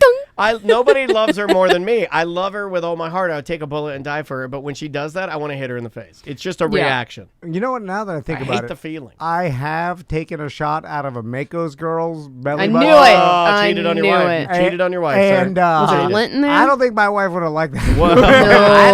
yeah, if she My doesn't like wife. porno at the dinner theater, she's certainly Did not you going to tongue like it? you. Oh, yeah. I Well, you mean- got to get the Ruppelmans out of there. You know, it was. What are you supposed blur. to do? You got to lick her there. Yeah, Yeah, you're not going to be I'm not licking gonna- anything no. else, so you got to fantasize a little bit. You got to go as far as you can. No, I'm being respectful and I'm sticking my tongue out. I'm being respectful. I keep my mouth open, no teeth. Yeah. No, you lick around the edges to make sure you get No, all the... Yeah, no. especially if it's tequila, there might be salt somewhere on there and a lime. You just do you that lick move the where you're lime like- out.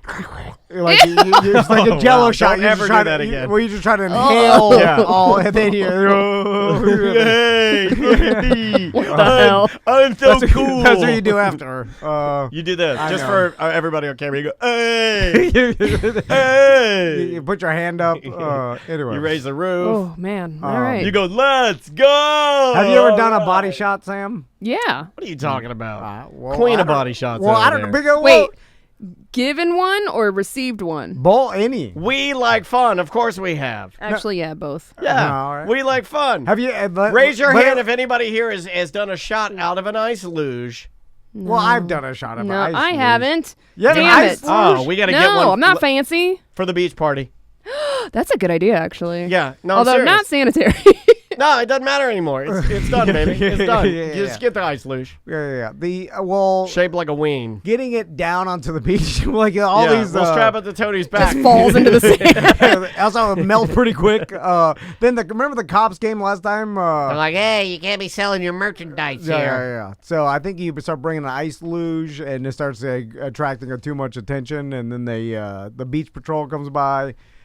Everybody's got drugs. Like, you know, so I don't know. You know what? It's a real bummer for your party when a cop who looks like the receptionist of the principal in Ferris Bueller's Day Off. That's what she looked like. The cop that kicked the merch off the beach. You need a muscle cop. I need an We aggressive had cop. a muscle cop that was a BDM. Yeah, I need a and aggressive muscle cop, not an old I lady saw cop. his boys at the after party.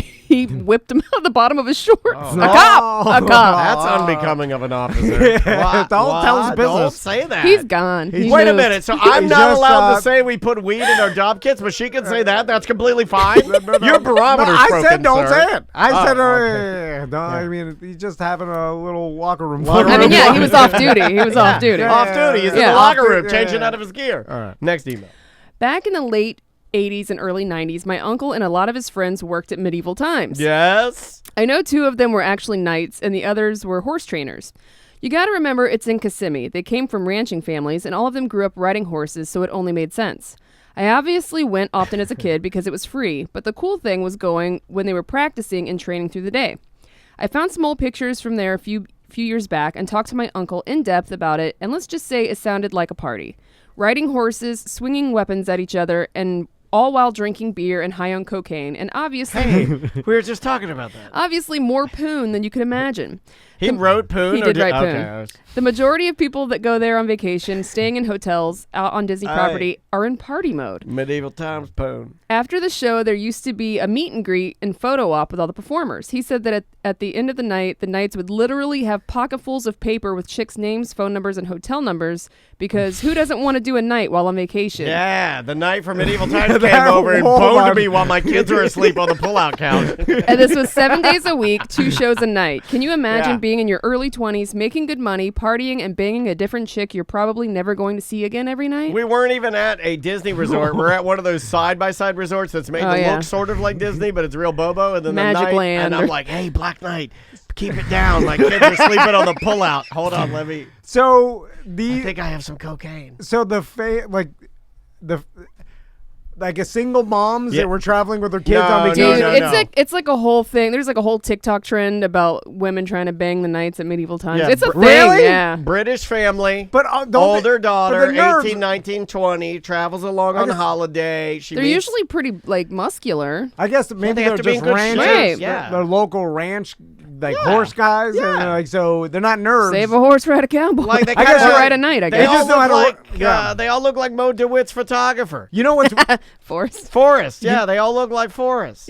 here's why I'm mistaken, because in my mind I'm thinking like medieval times, the LARPing nerds. Uh-huh. You know what I'm You- saying? No, yeah. you're You're thinking thinking like- yeah. fat nerds. Well, I'm thinking of guys that like LARPing. These are and, knights, like, man. But they just hire the local Kissimmee 19-year-old ranch guy that knows how to ride a horse. Or the Renaissance slinging Fair hay. guys. All those guys at the Renaissance Fair, they had long hair. They were all good looking. They all look like Yeah, the but those- original Khaleesi's. Remember the guy that Khaleesi was originally involved with that had long hair, but then in the next season of Game of Thrones, they switched it with the short hair guy, and they didn't say a word about it. Yeah. All of the guys that I remember from medieval fairs were they were ripped, and they kind of looked like elf men. I don't know. The medieval fair guys. Not the axe guy. They're big fat slobs. I'm talking about the knights. The guys that would run the axe or the turkey legs, they're big fat slobs, leathered apron. I'm talking about the knights. The knights would all be in really good shape. They'd be they're almost like hippies. Yeah. But they want what I'm saying is there's the hired guns they're just acting hired guns. They know how to ride a horse. The guys that at medieval fairs that want to be knights, I feel like those are the nerds. They want to do it. No? No. When I've been to tons of medieval fairs because for whatever reason. Well, why are they doing it then? They're into the culture. They travel around. It's not like a real Yeah, job. I'm looking at all of the knights They're at the good. Orlando medieval times. They're all attractive. Yeah, men. they're all good-looking dudes. I'm telling you, in these medieval fair knights, they all look good. And like even the girls that would sell like the little leather trinkets, they're kind of hot because they're in the that queen like, is hot. They're in yeah. that like bohemian kind of like they all smell like patchouli. I think all they do is smoke weed and travel around town to town. I'm serious. Yeah, hippies. They're kind of like hippies, and they're into that like preserving medieval and keeping it real. So all they're like, oh, I got to go fix my armor. It's real, so I got to hammer it out with the real tools because I don't use true technology. I cheat some, you know. Well, that seems like I love it. You are a nerd, though. If They you're in there. are, yeah. But they're kind of like a health nerd. They're like, I don't eat anything processed. I'm relatively healthy. I work out. I have to work out because the armor's heavy. Yeah, they're performers. Yeah. Well, the medieval times guy is different than the Ren guys. True, that is true. All right, next email. Okay. Hey, crew, you were all saying that you wanted to do a formal event. Why don't you make an in-person award show like the Oscars? You're already doing the end-of-the-year awards. Might as well make it a spectacular affair. Just a thought. Oh, God. Into the year awards. I'm already In a ball gown. I'm already tuxedo. I'm dreading it already because all the categories are like, Look at how Tom messed up. Let's laugh. that's the whole thing. That's the Oh, whole man. thing. It's like, Oh, look at this. Yeah. What an idiot. All right, we'll be right back. You are describing something insanely hard to put together. Like We already got so much going on at the end of the year. We're we'll trying just do a movie night where we all show up and go to the movies. There. I like that. And then we all dress up. Award shows are complicated. Me and Daniel were involved with the Orlando City ones, and it was rough. I mean, just for me and Daniel to host it was. We could do a BD and weeks. prom event. It's a million moving parts. Yeah, like something where we just stand around and have a good time. Yeah, I'm in for that. Well, if it's like you go and we set up a nice dinner. Enchantment under the sea. And Yeah. like honestly, remember we did the thing with Koshia, where we did a magic night and at Christeners. Christeners and Yeah. stuff. Like that's cool. Like we set up something where Koshia does magic and we eat delicious steaks in a nice, we're all dressed nice. So like Well, that's sit in the easy to- chair and eat steaks while Costa does world-class magic? Yeah, I'm Yeah. game. Amazing. Well, that we could pull off an award show, like Too much. renting the Hyatt Regency, like getting Well, here's a what I would production say. company to set up PowerPoint. I think that this person's email is probably a compliment because I really do think we do a lot with a little. Like we pump out a lot of like stuff from here, awards, videos, ACT, the Friday Free Show. Like we're always doing a lot of content. So I think when people come to the table with these type of ideas, it's just like the app. They're like, well, just fix it. It's easy, right? Because everything else you guys, it's like, well, we can only do what we can do. There is a threshold we reach where we're like, now that you want us to pull something completely different off that we just can't do. Yeah. So, but I appreciate the idea. yeah, it's a sir. good idea. One more. All right. Hello, I have an idea for a new bit. Forgive me if it's been done before or some other version of it has existed in the past. It's called Impressive or Stupid. Here's how it works. First of all, this experiment has to be done without Tom having any knowledge of what is about to be shown to him. Well, now he's okay.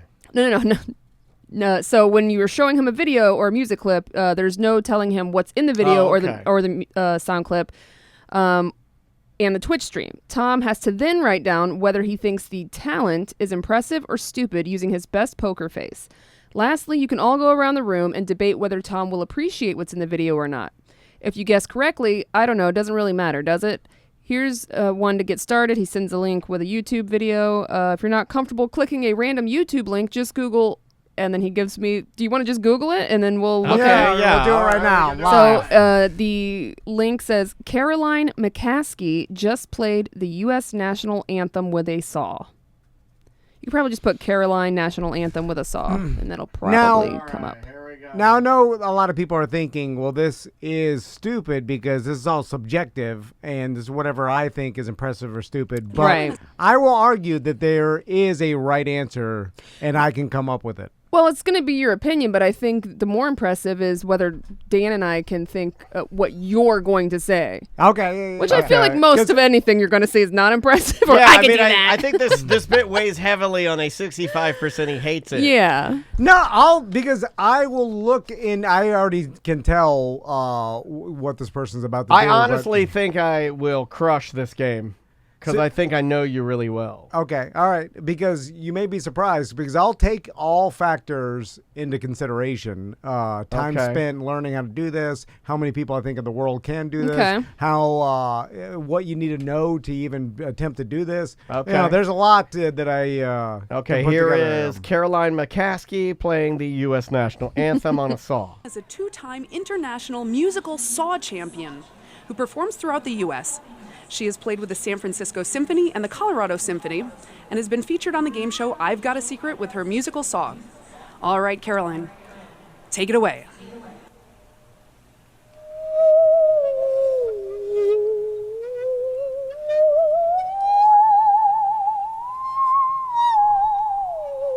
I think I could do this, by the way. I know I could do this.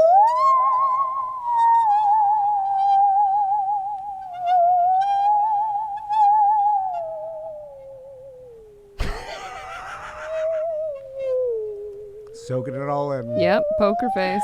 I think all music should sound like this. You know what it reminds me of? My favorite Halloween. Do you guys want to guess what I'm going to say? No, I want to hear a little more. Can you do this with any saw? Because I honestly believe I can figure out how to do this, and I can play the national anthem as well as she can by Friday. That gives me 2 days. It's a challenge. That gives me 2 days to do it. I think I can. Do you guys think I can do it? I think you could. I'm almost positive I can figure out how to do this in 2 days. I like this. Where the music This with is you me is like channeling you. Yeah, this is I weird. like Usually that. it's the opposite. I think I can do it. Let's get a song. Yeah, and I need a bow. I need to find somebody whose kid Right. plays violin because I'm going to need a bow with that cat gut on it. But here, a little more.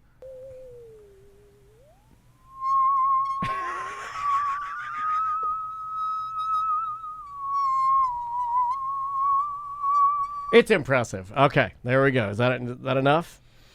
Yeah. All right. You do think it's impressive? No. I said that's enough. Okay, You so, can- that's can enough. guess you and it. I get to weigh in now? Well, here's the thing, right? I feel like it also takes away because it's a woman. Because I will say, when we all went to lunch or dinner at Hollerbox with the listener that won the auction, they played the saw at Hollerbox, and you did actually seem impressed. No, he stood up. But he stood like he up was to look seeing- over the crowd. He stood up like he was seeing the devil walk through the crowd. I saluted like Trump was going. You did. You said, "Swear to God." I think you saluted it, and I think you funneled a Diet Coke, 3 Diet Cokes. You give it a 3 Diet Coke salute. But I do also think that it's working against Tom, that Dan thinks that he can do it in 2 days. So now I think I that should have shut my Tom, fat mouth. Tom thinks it's not impressive. I should have shut my fat mouth because I think I did. I may have changed how you feel. I bet. Right, you did influence. Because if I come in here and if I can do it, he'll start screaming at the woman and saying how stupid she is and how dare you can do it. You're an idiot. You should be ashamed of yourself. You want me to answer? Yeah. Okay. Wait, I didn't answer. Oh, I'm okay. gonna say I'm just gonna go with a very easy and no pomp and circumstance. I'm just throwing it out there. Not impressed. I'm just gonna go just a basic. Not impressed. The answer is stupid, and here's why. Whoa! Here's why. I'm There's right. there's an answer. Okay. This is right. Okay. Because it would have impressed me, but she missed one tiny thing that she should have done. Wear a that would have bikini. No. Come on. Yeah. Wow, that's sexist. American flag hat. No. She needed Painted to. saw. either before or after the performance, use the saw to show me that it's an operational saw. Well, we haven't seen the end. Maybe she does. Maybe she saws the bow in half. I don't know. Well, does he? You can skip to the end. We don't have to listen to the whole damn thing. It's almost at the end. All right. Well, I figured she didn't because then at the end everybody's like they want to get her off the But field. it could be like when guitarists in a band they smash their guitar. Maybe she's gonna saw her bow in half. You know what's funny about this to me is that unfortunately, that these people got a couple of emails from people that were like, so disrespectful. To our picture. Yeah. Right? Yeah. Playing a And I saw. swear to God, this lady's like dead effing serious about this. There's nothing disrespectful about this at all. Other than it just being odd. Her pitch is great.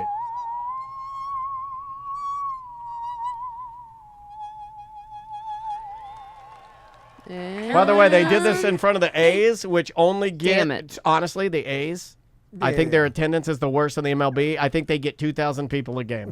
We've had more than that at our events. There's not even anybody in the No. lower bowl. There's nobody there. No, there isn't. Couldn't No, even hear the A's, cheers. Honestly, the Yeah. Athletics play for nobody. It's the saddest thing in baseball. It's so sad. See, because in demonstrations, Spurts. when they show you that the cleaver can chop whatever, or like in magician America, will show you that what he's working with are real. And Yes. not, Yeah. I'm with you, man. See- is this a musical saw or is this a saw you got at Ace Hardware? but that's what I want to see. I want to see that it's a Yeah. working. So you need to saw a piece of wood real quick, then play it, and then I'm Yeah. impressed. Why don't you saw through a communist nation's flag? And it's as simple as that. Yeah. Like it needs to be a working saw. I could tell right now by the flat edges, and it doesn't even have any teeth. I don't think. Yeah, it's not a working saw. It doesn't have teeth, does it? So therefore, it's just a musical instrument. I need a working saw. And in fact, Jump, flip, and get on. Oh, he just flipped over to the news junkie. Sorry about that, guys. That was a what do they call that? That was a live on live. Didn't mean to do that. if they flip to the news junkie, Let's see what they're talking about. Yeah. Okay, we played the news junkie on our Twitch station. Okay, you guys found me out. I listen to the news junkie during our show. Hold on. I was gonna say you're actually C-Lane. Can we play the news junkie on Yes. our Twitch channel? Yes, like we can. in the Twitchception. in the right sm- now? Yeah, I can like do that. as it and Yes. All right, well we'll play it. I want to see what Well, happens. I gotta load it back up now. Oh, but okay. Yeah, I can do it. So anyway, that's as easy as this lady needs to be. She needs to take some advice from professionals here. Because What if it's- professional? You? If it doesn't have any teeth and it's not a real saw, you got to drop an app on the teeth or whatever to show that. Vehicle fire along Good Homes Uh-oh. Road and There. Corner Garden Road. We're running Real Radio's commercials. Oh yeah, they're on break. Oh, hold on. It's not picking it up. Let me- Are they playing the traffic alerts? Yeah, my God. I'm playing all the traffic alerts. It comes to my phone right to where I'm driving. 676. All right, hold on. Oh, they're getting double advertisements. There we go. Now I got them up. We're running. Look at this. It's great radio. Invited Truly Nolan to chase down Truly Nolan commercials, Tom. What are they doing in there? They're walking around. News Junkie's adjusting his pants. Sabrina. I forgot C-Lane's they sitting do there. it from News Junkie's Sean's house. Yeah, Yeah. Sean's house. The guy, he's got the sweet time We in had radio. that. We had it at our house. We could have. We can go back there. Well, we No, can't. no, but I'm talking about when we did radio to go in and do it. Yeah, now it's optional. Oh, And I look, they just got a bring guy. your Look, house. they got a guy coming in with a ladder to Who the fix hell's something. that? They got an engineer coming in there to fix stuff. We have to go to break, and then I sweat and I'm crying because I got to fix things. Although it is only good for Sean because it's his house. So Right. everybody Look, they else got a has to drive to man- work. They got a man. Oh, they went to a break. Okay, they had a man on a ladder fixing their lights. We don't have any of that. Well, who? I mean, what do they pay that guy? I Yeah, gotta text Sean. They got Right? the- you got a he's got that light guy. Big news junkie money. They got engineers. He's got an engineer. Yeah, he's got a guy. Wait, is he paid for I himself don't know or Sean's business? You have to ask him. iHeart definitely doesn't pay for an engineer to be at Sean's house. I know them. Anyway. All right. Should we go to break? Yeah, we. I don't even know. Break well, on break. I mean, I get. Let's keep going. Yeah, let's keep. Let's going. keep Do going. more emails? I don't care. Let's about the switch to breaks. voicemails. Okay. I got you got? voicemails. Emails and voicemails have just been piling up. We had a couple guys that wrote emails that are like, "Do you guys even do them anymore?" Burp, burp, burp. Let's try this one right here. Did we do the arguing neighbors one from Zach from Ohio? Did we do that one? Does that I ring a don't bell? think so, Here. unless it was when I wasn't here. Oh, hold on. Oh, God, I got the news junkie playing. So back hold on. on. All right, hold on, I got to They're turn them off. back. Okay, there, I got to turn them off. Okay, no more news junkies. Zach from Ohio. You ever walk past a neighbor's house and they're arguing, but then you realize they're always arguing every time you go by their house, and they're like in their like late 50s, early 60s, and you think, God damn, they've been married since they were in their early 20s. That's no way to live. Arguing all the time. Gross. He turned into Sling Blade at the end. Yeah, we have a couple in my neighborhood that's old people that are always yelling at each other. Now, follow me here. Is arguing and fighting with your spouse rich man, poor man? And follow me with this, because I remember having a lot of neighbors argue and fight, especially like in Heron Alley. Like my neighbor was a trucker, and he was like, I mean, it was violent. Like Crystal called the cops one time because she's screaming like, ah! Like there's like abuse going on and stuff. And the I feel like stereotypical middle black class guys. people are happy. Not necessarily, but then you jump over to rich, and then you get like the Tiger Woods. The wife's hitting you with a golf club. You're running over your fire hydrant. You know, suburban, But then it's like I feel like the middle class. Like you have a 3-2 in Florida. Like you're miserable, but you're not like violently you're, fighting. Exactly. Yeah. Is there any truth behind I feel that? like that might be true. Because I don't hear. I think I could get on board with that. In my neighborhood, in like 3-2 Castleberry, was just like your neighborhood's quieter than my neighborhood. I don't hear any domestic. I hear violence. A lot. Yeah, I hear a lot of well, people that's yelling. You got richer. You know. Yeah. No, we also have some apartments by here too, and that's just a hellholes. Yeah. Well, they're rich apartments though. They're nice. Well, they're expensive apartments, but those people are they're not investing. They're not doing anything for the future. They're just blowing money and yelling at each other. And they're younger. Like when you live in a rich apartment, when you live in like an apartment that you're spending $2,000 a month, and that's your apartment. That's just basic apartment now in Florida. Florida. Okay, if you're in an apartment and you're spending $3,000 a month, which is a thing, then you're just hemorrhaging money, right? Yeah. You're not. It's not like you're working towards anything. No, but you can make the argument that you don't have to deal with any upkeep and all the stuff that comes along with house ownership and stuff. That's true. You know, so but you have nothing to show for it. I don't know. Yeah. Let's try this guy right here. Hey guys, Hilton Head BDM. No, Tom, you do not have to use violence against dogs to train them. Millions of dogs are trained every day with zero violence. You don't have to abuse animals to teach them things. You don't have to, but Love you you. can. That's all. Here's what I would say. If you do, that's horrible. I'm just saying. Here's what I would say. You don't have to use violence, but if you would like to accelerate their teaching, you may. No, you're not supposed to. You know. No, I would not joke with anybody. People got really mad that I joking around about kicking your dog that ran away from your house to teach it a lesson, but not running away. I'm joking around. You let the dog kick you. Joking around. Who let the dogs out? That's the real question. That's what I say. Yeah, Kick that person.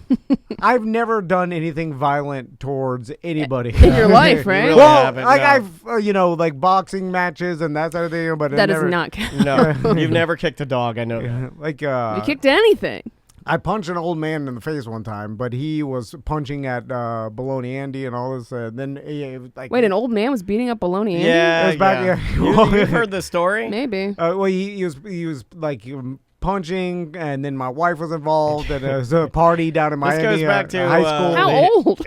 I was 18, 19 years old. But it was at a party, and then the heat came out because he was pissed off, and it was like somebody's dad? Scuffle ensued. It was someone's uncle. The drunk uncle. And then he came out, and he was punching around, and then I punched him good one time, knocked his head off. Oh, and man. They do that move where they don't Stupid. They don't automatically fall down. They stumble backwards, and then they fall down, normally into like some sort of a fountain or a koi pond. It was, the guy was like he was 230. I'm like a 150 high school kid, so it was fine.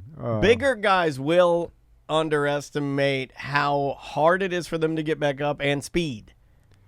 Yeah, well, yeah. They don't think about speed. Well, you've lost it over the years, and you still think you're as fast as you were in high school. Well, a lot of guys, just because they're big, trust me, as a little guy, I hear big guys as a little guy who even gets told I'm little at the age of 46. I'll be coming in for a landing at 50 in 4 years, and rest assured I'll be called short until the day I die. But when you're short, you hear a lot of like big fat slobs talk about how tough they are, and they're big, and if they fall down, they can't get up. Yeah, they're slow. Yeah, they're Like, slow. I'd much rather fight Big Rick than Carl Tully. You know what I'm saying? Right. Even No though, offense. No offense. No, but just because you know, like the smaller, compact, strong guys, they're tough to beat. But forever they'll never stop punching him. forever fatzos will be like, I'm a big guy, I'm tough, I'm a big guy. No, you're a fat guy. But that doesn't mean you're tough. Now, you're a big fat slob. If they land on top of you, Yeah, well, that's true, but I still don't. That's not fighting skill. That's just I've eaten Using myself your to a weight. point where if I fall on someone, they can't get up. I will say at one time in my younger 20s, I claimed that I could beat up Bo Rhodes. Remember when I wrestled him in some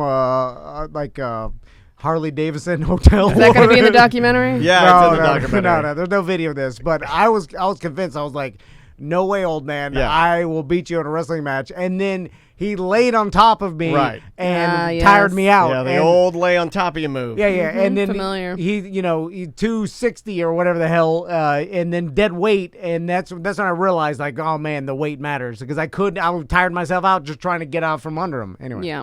Let's see. Let's try this one. This will be our last one. So I live up here in Minnesota, and today it's one of our hottest days of the year right now. So far, it's 88 with a heat index of 91, humidity of 47%. Probably nowhere near what you guys have necessarily for humidity, but I don't mind humid heat. And I'm thinking to myself, I'm driving around with my windows down, not using my AC. One, I grew up with a car that didn't have AC. That was my first car, so I'm used to just driving around with the windows down, not using the AC, so no big deal for me. And I'm thinking to myself, I love this weather. I hate the cold. My body hates the cold. But my question for you guys is, because I want to move where it's warmer, not necessarily Florida, but Florida is not out of the range of places to move to, but I hate bugs as well. So do the bugs ever stop like they do up here in the wintertime? No, or Florida, just dude. Bugs all the time down there? Well, it's not like you're walking to your car and you have to fight through a sea of bugs to get there. I mean, yeah, we're what are we, subtropical? Right. And so we get a lot of bugs, a lot of mosquitoes, a lot of flies. Roaches. Yeah, roaches. Yeah. I mean, spiders. But it's not a big deal. Love bugs. I like it better than cold. I'll take bugs over cold any day. And it is, for a good 2 months, ridiculous hot here, like to the point where you can't go outside. But for it that is long. changing. I can already tell in the afternoons. Now I know they're going to get some people that disagree with me, but now you're right. Yeah. I can tell in the afternoons the way the sun hits. Like I can even feel the sun. Like I'm Crocodile Dundee, and I can be like, oh yeah, the weather's changing. It's here. It's coming. It's here. Afternoons are starting to get a little better. A little breeze. You can hear the leaves. But it's like it gets molten hot, and it takes away a lot of options. And there was bugs at the beach, like little bugs beach at bugs. the beach. little No gnats. For whatever reason, there was no wind Mike when we went. Busey The and first day. Super Day present Bugs at the Beach. I think that's what was the phenomenon causing all the bait fish to school and stuff. Like it was really unwindy, like stagnant. and then the bugs kind of were like little black gnats flying around. So then it's like they were flying around your face. My wife was like set up towels, so they would like. The towels and the tents would constantly get moved to keep the bugs away. Interesting. They're like, I remember in Deltona, there was tons of doo-doo flies, but you get used to them, and then they kind of go away, except for mosquitoes. You got to get mosquito nets for that. Yeah, and then so you deal with mosquitoes all the time. Although, if it's too hot, the mosquitoes don't like the crazy heat. They'll start coming out right when you could be outside. Yeah, that's the problem. Right when it's perfect. So where did this guy say he lived? I didn't hear where he was coming from. I don't think he mentioned where he was coming from. Because there are like extreme heat problems in the Midwest and stuff that it gets hotter than like here we're in Florida. At used least to we it. have some. I feel like we don't get as hot as like some of those like Midwest. There's nothing, no breeze, Like the desert? It's Well, it's states no, like or... The way I kind of look at it, where the heat wave is like killing people because I feel like The that Midwest, yeah, you were right. yeah Like for me, it's like here has always been hot. So if we get like 3 degrees, 10 degrees, whatever, I'm like, it's still hot. Like we're sort of used to it. But also, it's just like, even though we are way less windy than being closer to the ocean, I feel he's like coming from Minnesota. Yeah. I feel like in the dead heat of Minnesota, there's times of the summer where the heat wave gets hotter than Florida. Are there any bugs Like that we're not thrive? getting over 110. You know what I'm saying? We're getting 97, 99, and then it pours rain. Right. We're never. right. We're not getting to 110. No. Let me ask you guys this, because I've yet to ever see this, and we do have to take a break. Are we getting out of here? Break. Are there any bugs that thrive in the cold? I have no idea. Because you don't in the heat. Like when I knew I was going to summer camp, I knew it was going to be hot and muggy, and I knew that inside the cabin I was staying in at Wakaiva Youth Camp that there would be gnats, or I just expected it because I always equated heat with, of course, yes, you're outside. They're gonna be bugs. Didn't bother me. But with the cold, one of the luxuries of the cold, one of the pluses of the cold is typically you don't get a lot of bugs, right? No. Are there any the most bugs? the pests that come out in the winter, the most, and like cold weather, are ants, beetles, ladybugs, silverfish, cockroaches, spiders, and ticks. Those are the top 7. I hate silverfish. I don't think they do much I don't to see them me. that much anymore. I see them occasionally when I go to open one of my older Bibles. There'll be a few silverfish in They there. do like books. Yeah, they love my collection of ancient Bibles. Although King James edition. up only. north, you have a bunch of hibernating bugs that come out in the spring, and I feel like that's worse. All of a sudden they start coming out of the ground Yeah, when swarms. the Oh, snow falls and no. stuff, and then Terrifying. and then cicadas and stuff like that. Even though we have cicadas, I feel like there's a lot of stuff that happens right after winter, like a reinsurgence of hibernating bugs that all explode out at once. We don't really have that. Yuck. I'm okay with that. All right, we'll be right back. Welcome back to A Corporate Time. So we got to do emails now? Well, We gotta do it. I don't think people understand. Listen, if you don't want me to, it's fine. I think off the mic, I don't think people understand quite how mean you are, and how you're not happy-go-lucky, you're not fun, you're angry, and you yell at me and Sam. There's a lot of yelling. He got his belt out during the lunch break. Sam, walk through your normal, whenever you and Tom are talking, there's a lot of yelling, right? Yeah. Oh, yeah. No, he puts me in my place. But no, Sam's I don't not talk sensitive. to anybody So- because I feel like you guys are pushing me out somehow. I feel very disconnected. It's from either the business. absolutely silent or Yeah. Tom screaming. Yeah, it's one or the other. It is silent when I get in here, and it makes me uncomfortable. Am I doing something wrong? There's literally no background music. You can't even hear the AC, and he's just in there, and you're not typing. You're just staring. He just stares at his phone. He stares into the money. Well, your sensitivity radar is too It's off. it's too Yeah. sensitive. Yeah. So any sort. You got a long I'm brush. done. I'm done with this. God damn it! I'm done done with the show. You quit You're the done show. with what? Any Diet Coke and Diet Pepsi. I know I've said this, but it's giving me the loogie. I can't. It's giving him the loogie. You got a whole case of Diet Coke in there. I'm throwing it all away. No, Well, don't other throw it people away. can Give drink to me. it. Give it to me. I'll drink it. I'll drink some other form of caffeine. Maybe Tea. coffee. Go for the tea. Yeah, all right. Anyway, too sensitive. I know. I know. Sam, have you ever went home and Tom doesn't like me?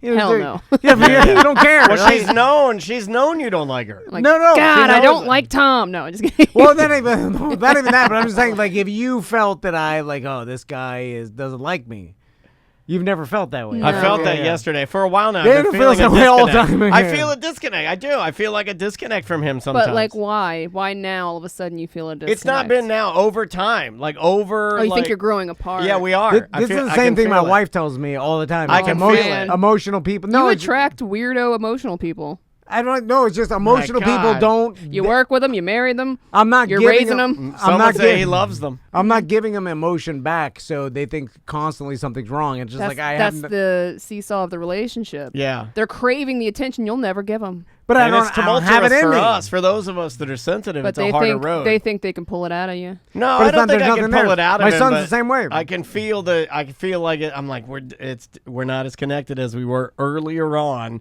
when we were trying to get the train built. Now you that guys the gotta train's spend on the track and it's some time together No, outside of the studio. He doesn't want any of that. He doesn't want time then outside the studio. You are segregating each other. Certainly, yeah. I don't have any time outside the Maybe a studio. pool party, like maybe I'll get a pool party. That's about as good as you'll get.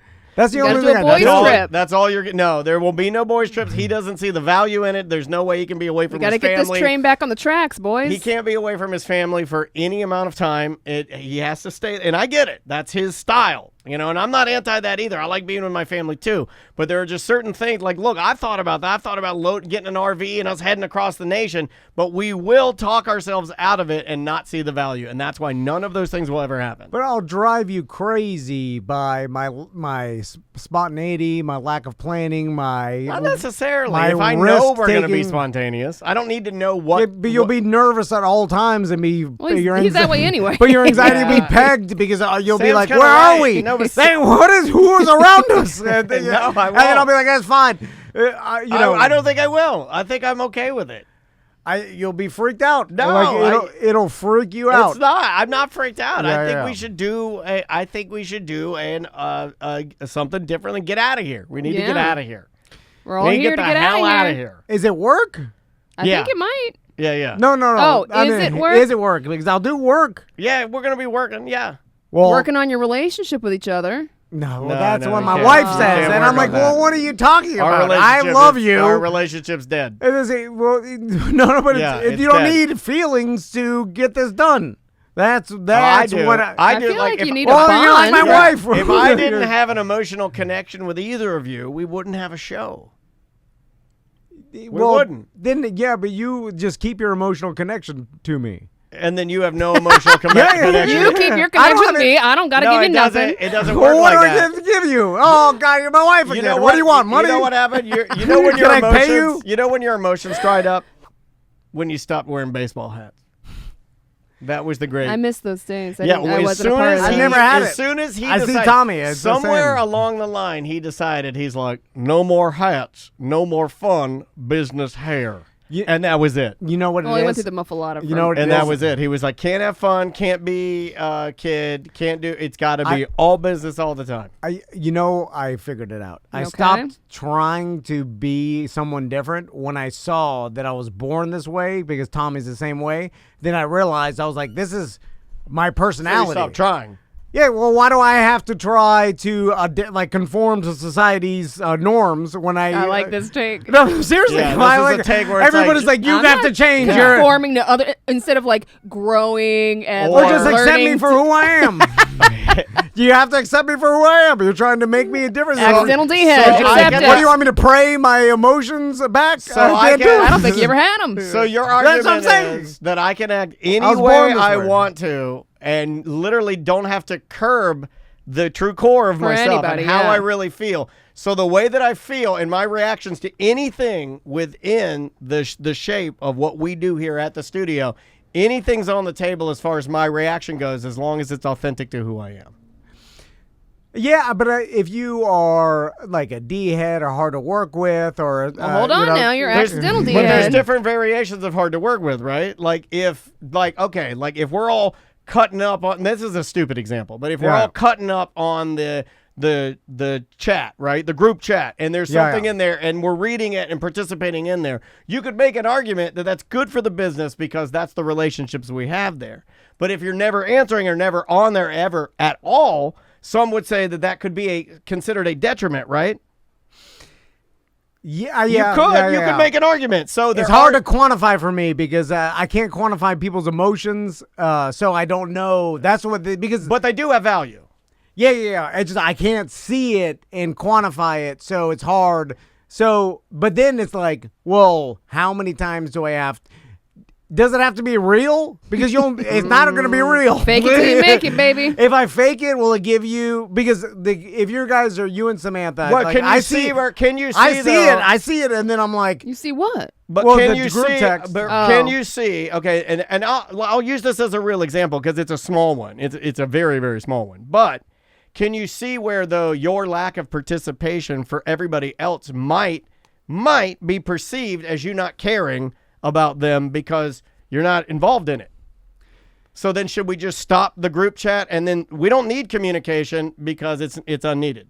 It's not deemed important. No, it's just hard for me to, like, if you guys are talking about something that's not pertaining to the show, it's just a personal thing. It's like, hey, I did this weekend. I'm here at this, and then you guys are talking back and forth. For me, it's like even to get on the text now, I'm on my phone, which is well, you're never not on your phone. A detriment to you can't put that on us. Our lives, our family, our lives are this show. So if we're talking about our lives, you might hear something that I did over the weekend, and you might actually see what I did. And just by reading it, you don't even need to respond. It'll be a mental note. We'll talk about that. You'll have a take on what I'm doing. Oh, I see it. No, I know. I see it and I read it. I'm just not responding. Right. Okay. But I realize it's hurting. It's hurting your feelings. No, it doesn't. It doesn't hurt my feelings, but it does make me feel like.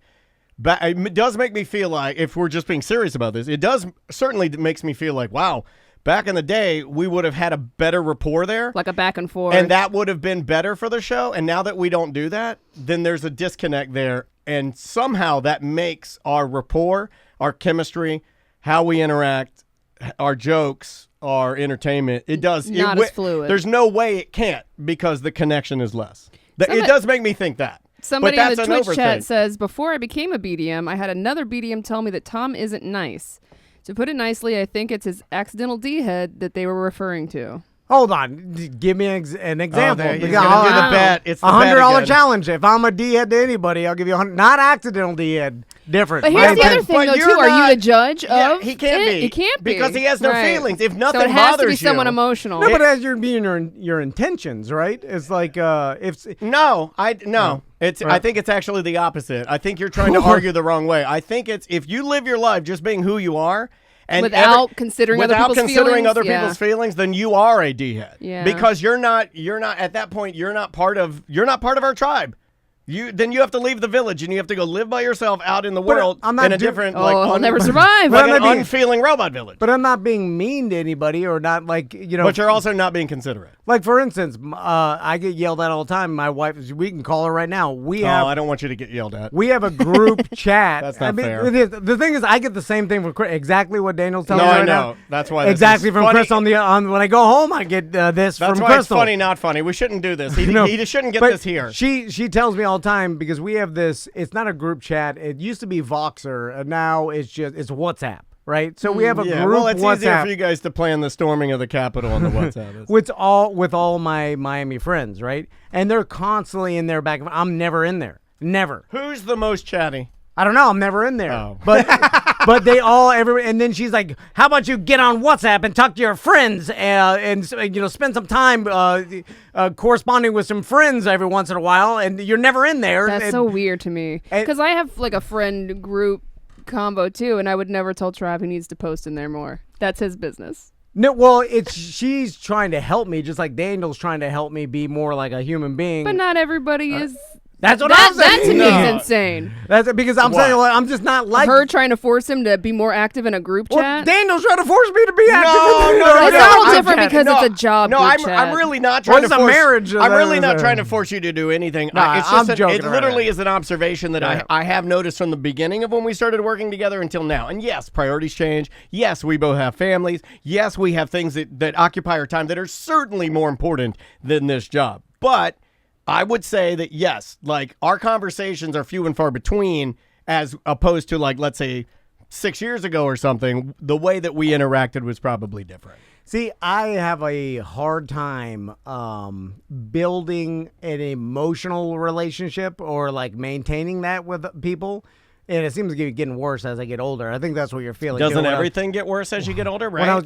My hypochondria, my memory, my fears. It's just my OCD. Because I'm constantly the same thing with Crystal. I'm like, I love you. I will always love. We'll be married. I'm not gonna do anything. I always love you, Whitney Houston. What do you need? Just ask me to do it. I'll do anything. That she's like, I need you to feel, and I need you to do these emotional things. That is super hard for me to do because I just don't feel compelled to do them Yeah, because because that's not who I am.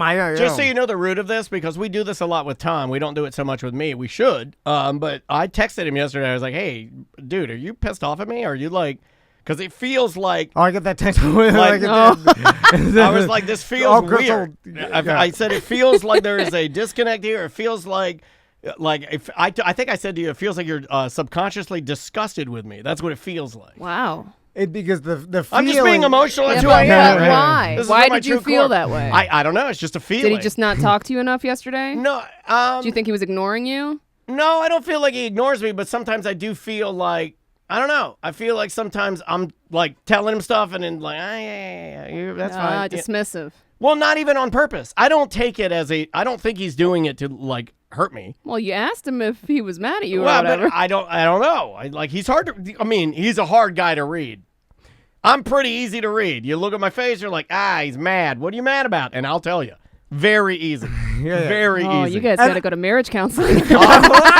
I'm on we're not on the other side. We're not mad at each other. There's no problem. I didn't say you were mad, but y'all got to work out some of this. No, there's no problem. Issues. I think if I'm just being honest about what I think happened, I think the pressures of building this and keeping it moving has changed. All right, we got a $100 challenge changed here. how we communicate. Twitch chat.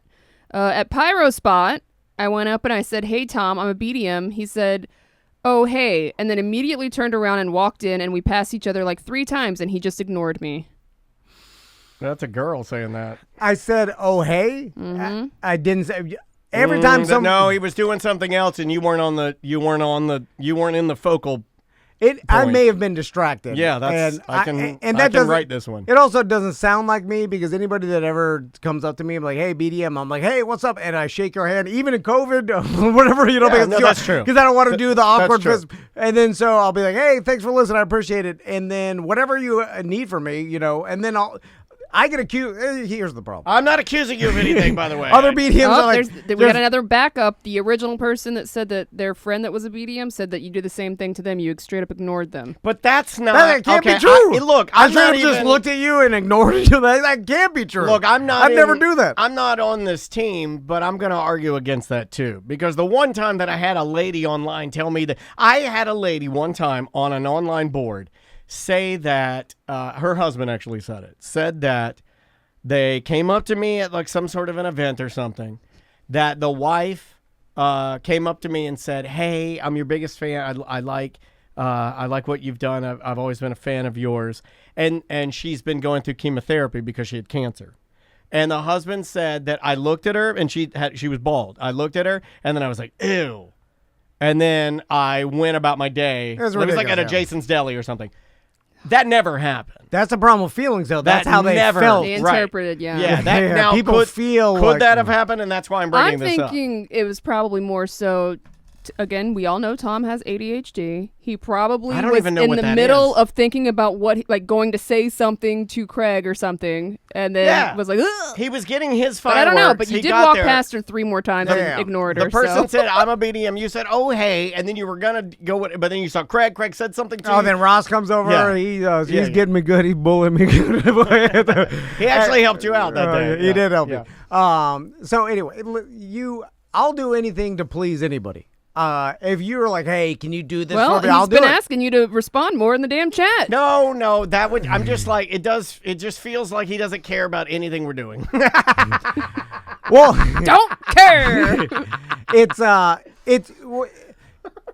It's either. But I feels like if someone is not asking me a specific question. But there's no need to say anything. Then it's like if I am saying something, then it's just starting a conversation that is But then it also makes those of us that say that, it makes me feel like, don't even say what you're doing in there. No one cares. So it has this weird... Yeah. It's a feeling again. It's the same thing with my wife. She's like, I'll just be sitting there and she's like, why are you mad at me? And then it's like, what? I'm like, that does sound exactly like what just happened. I know. No. Hold on a second. Suggestion from the chat: Crystal and Dan need to go out for a beer. Maybe No, you no, two need to. We've had They'll be multiple fighting beers. each other like two No, emotional people. Why do you no, think no. Daniel's, maybe they'd bond over it. Daniel's over married to your An- lack of care. Daniel's married to logical Andrea. You know what I'm saying? You can't have two emotional people Sounds like wife swap to me. back to fighting. No, you can't be two logic people. No, will but- have zero. They'll But just the sex on either end would be really good. the logic one won't. Silent. Yeah, I'm not Get sure it this. done. I'm not sure this will go in there. It's not the same shape. Yeah, Let's outline it with a Sharpie. All right. Yeah. Measure this. Measure that. You know what? Screw it. Let's just go to Beef O'Brady's. Yeah, it's the constant fight for a unemotional person. I'm telling you, I see it in my son. He's just the way he's wired, the way his brain is wired. He just doesn't have the emotion in there that Max does. And the other end, Max is super emotional. Like, you see it well up. You see the chemicals pour into his brain. Whatever chemical, it's either shut off or dripping or, there's a tumor blocking it. No, there may be a block there. A big black tumor that I'm not worried about. No hypochondria. But May got a mix because sometimes she's emotional, but most of the time I feel like she's like her mom. Yeah. There's a weird disconnect with horrible things that like she'll hear and she'll just be like, "It's okay." Yeah. And I'm like, "Well, that's weird. I'm gonna go cry now." And she's like, "It's fine." So for me, it's hard to even change this because it's like asking Daniel to quit being so emotional. You can't. Yeah, So it can't be done. But it's got to be on the unemotional person's end to change, or at least up to a society. I try to be like, less sensitive with things. I really do. I think I'm a lot better. Yeah, there are ways to work on yourself. You can't just always throw your hands up in the air and be like, "This is just how I am. Take it or leave it." Yeah, I think that I'm better now than I've ever been with sensitivity and being like, I care less a lot about what people say about me on the internet.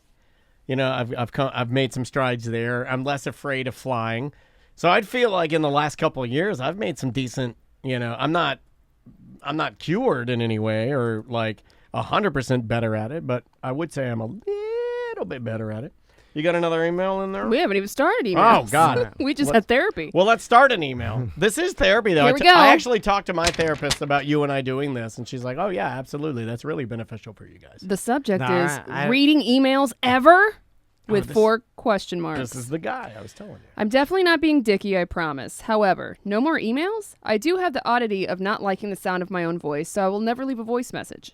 Ever. I also understand that Sam, who is my favorite, is the only one willing and capable of reading. Tom damn sure can't read or spell, and Dan is way too busy. All of this is extremely understandable. It is nothing more than an inquiry.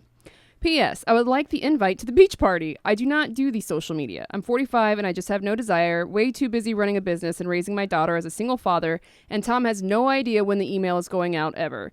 Email has been mentioned 77 times and I still have not received it. I'm a 5-year BDM and also a love meter at 1095. Whoa.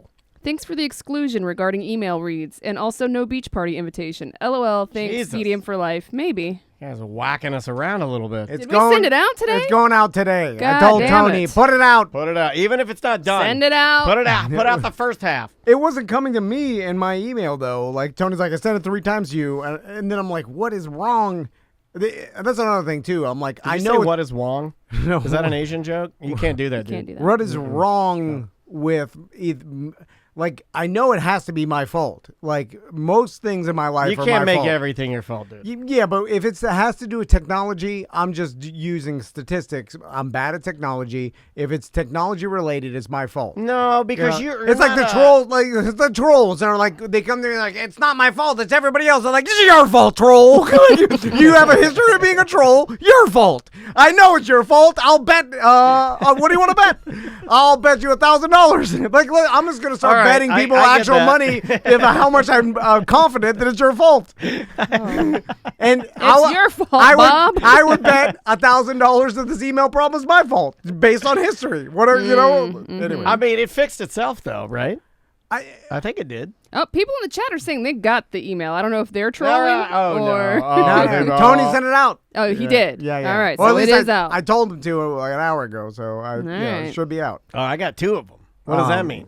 Double invite. Yeah, Oh, we've got man. multiple BDM accounts we're paying for. Oh, God. Anyway. We just break even with BDMs because of all of our test accounts. But the money comes back to us. Snake eating its money tail. All right. Logical ignorance. Hey guys, in case anyone was unsure, it is infinitely more unprofessional to show up late to a meeting than to inform the person you are meeting with that you may be a few minutes late. Informing the person not only gives them a heads up in case you are late, but also it lets them know that you have the responsibility to be professional and handle things when they aren't going to plan or deadline, and also shows your communication skills. You're not in Ferris Bueller, Tom. Bumbling around trying to make the meeting isn't professional, and the hesitance to call honestly shows the opposite. Put that in your logical bowl and smoke it. Jesus, Next time, whoa. I like this. Give him the spiciness. Next time, pick up the damn phone and act like a reasonable, responsible business owner and communicate with the person you are trying to do business with. Even if you're not late, you already have an icebreaker and can build a rapport around that and have proven yourself reliable. I promise, this is how you're supposed to conduct business. So he's saying if you call and give the excuse. I would do that. Like, or Yeah, I would we too. do that Yeah, we normally do that. here. We're like, We do hey, I'm that running here. a few minutes late. And I mean, it's normally, a courtesy. I think normally you do that. Yeah, But boy, this I time, used to. he really was trying to gamble against the clock. Well, he likes that too. It's funny. I did. Well, it shows that I'm learning because I used to not do that. That's true. And it bothered Daniel, and then I noticed That's it bothered him. But that's the way you were born. And then You can't change because them. in my mind I was like, well, they don't Who care. cares? Yes, everyone cares. Well, I'm saying you guys don't actually care that I show up here 20 minutes late. No, I don't. And I would like to know. But, Because then I'm like, is he in a car accident? Is he okay? because What's going on? worry, Is he at an appointment Yeah. that he didn't put in the calendar? Now let's circle back around. I have learned myself. I have taught myself, if that happens, to let it go and be cool with it. Because years ago, I would immediately at 9, I'd be like, "Where is everybody?" But now I I'm give just, it like a 15-20. Yeah, and then I'm be like, good what's now. going on? You good? I mean, if he goes to 11, I'll be like, something must have happened. He's good. This has caused a lot of problems in my life. Predicting how people feel, and then being like, well, I know I wouldn't feel this way, so. Not even no, because I don't do that. I realize No, that he uses I don't his feel research anything. of the person to predict what they will normally. What, I know what so in my mind, I'm pretty good. You're pretty good with me. If I'm running 10 minutes late. Usually I get here at 9 or before 9, but if I'm getting here at like 9:15, I realize both of you guys are going to be here. If I text both of you guys, for sure, both of you are going to be like, all right, cool. If I was like, hey, I'm running 15 minutes late, I had to do this errand, you're going to for sure text me like, all right, cool. We don't have a we don't have a first interview at 10:30, so none of you will care, right? It's You're not just going to be a like courtesy, though. but so people aren't like wondering where the hell you are. True, I forget about worry.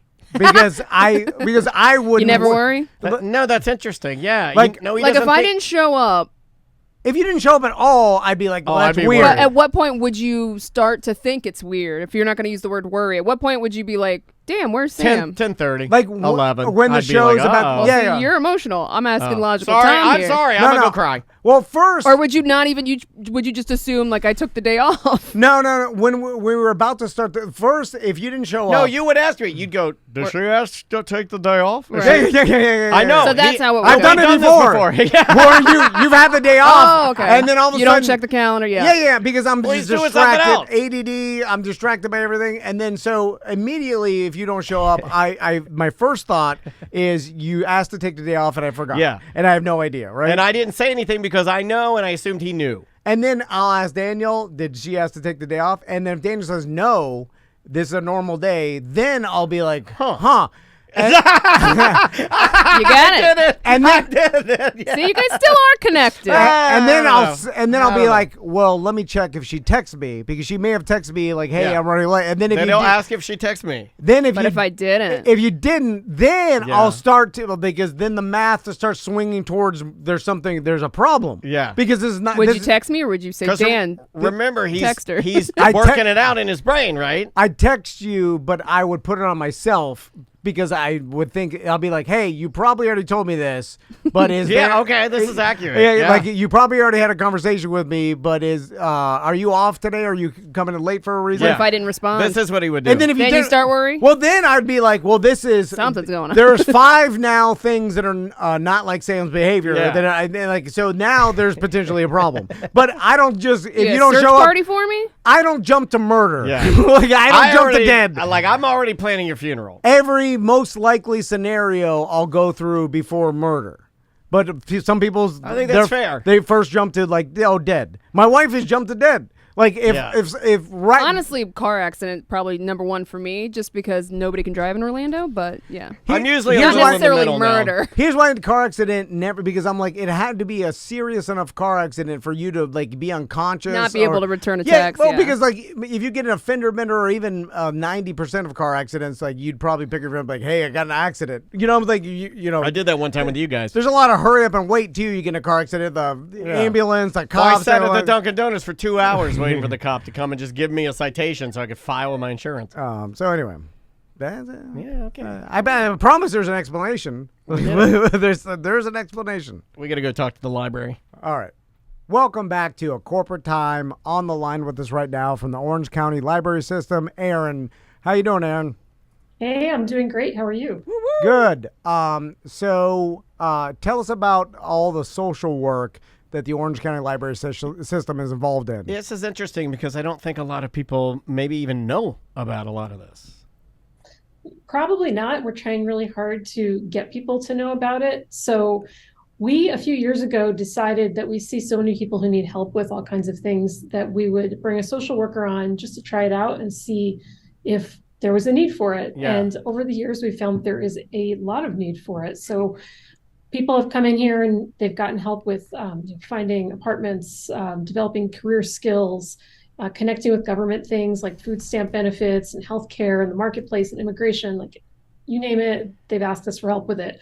So we actually got funding this past year from the state's LSTA program to hire 3 social workers. Oh, wow. So we now have, 4 social workers working at our libraries total. And they're at several locations, Orlando Public Library, South Trail Branch, Hiawassee Branch, Fairview Shores Branch, North Orange Branch, and Alafaya Branch. So people can stop in and get help with their needs because, as I'm sure you know right now, there is a lot of need. Oh, my 100%. God. Aaron, I can directly relate to this because all the women in my life are my social workers. Yes. Including Daniel's attest wife, that. Sam, our producer, my wife. They all, I need their help for all things. Filling out forms, anything that is like being an adult and living in society that you need to do. Yes. I need Sam, Andrea, and Crystal to help me with it. They can attest to it. And some people aren't good at it. Like, you know what I'm saying? Like, and I feel bad for people that don't have any help. Because they're just like, well, I got nothing. Like because applying most people don't know how to navigate government programs. Like I just feel like I don't know very many. You know who taught me this lesson? And it's the people here in town, the iDignity people. We've done a couple of charity events, you and I, for the iDignity folks, and it was really them that opened my eyes to the fact that like simple things like just navigating. Not having an ID, just government programs. You're never going to be able to navigate anything without having an ID. Well, good luck if you have no birth certificate.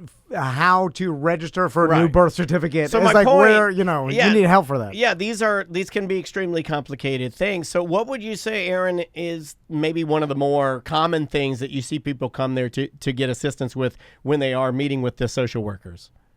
Well, I think it's changed a little bit. Obviously, you all know during COVID, getting unemployment was such a nightmare.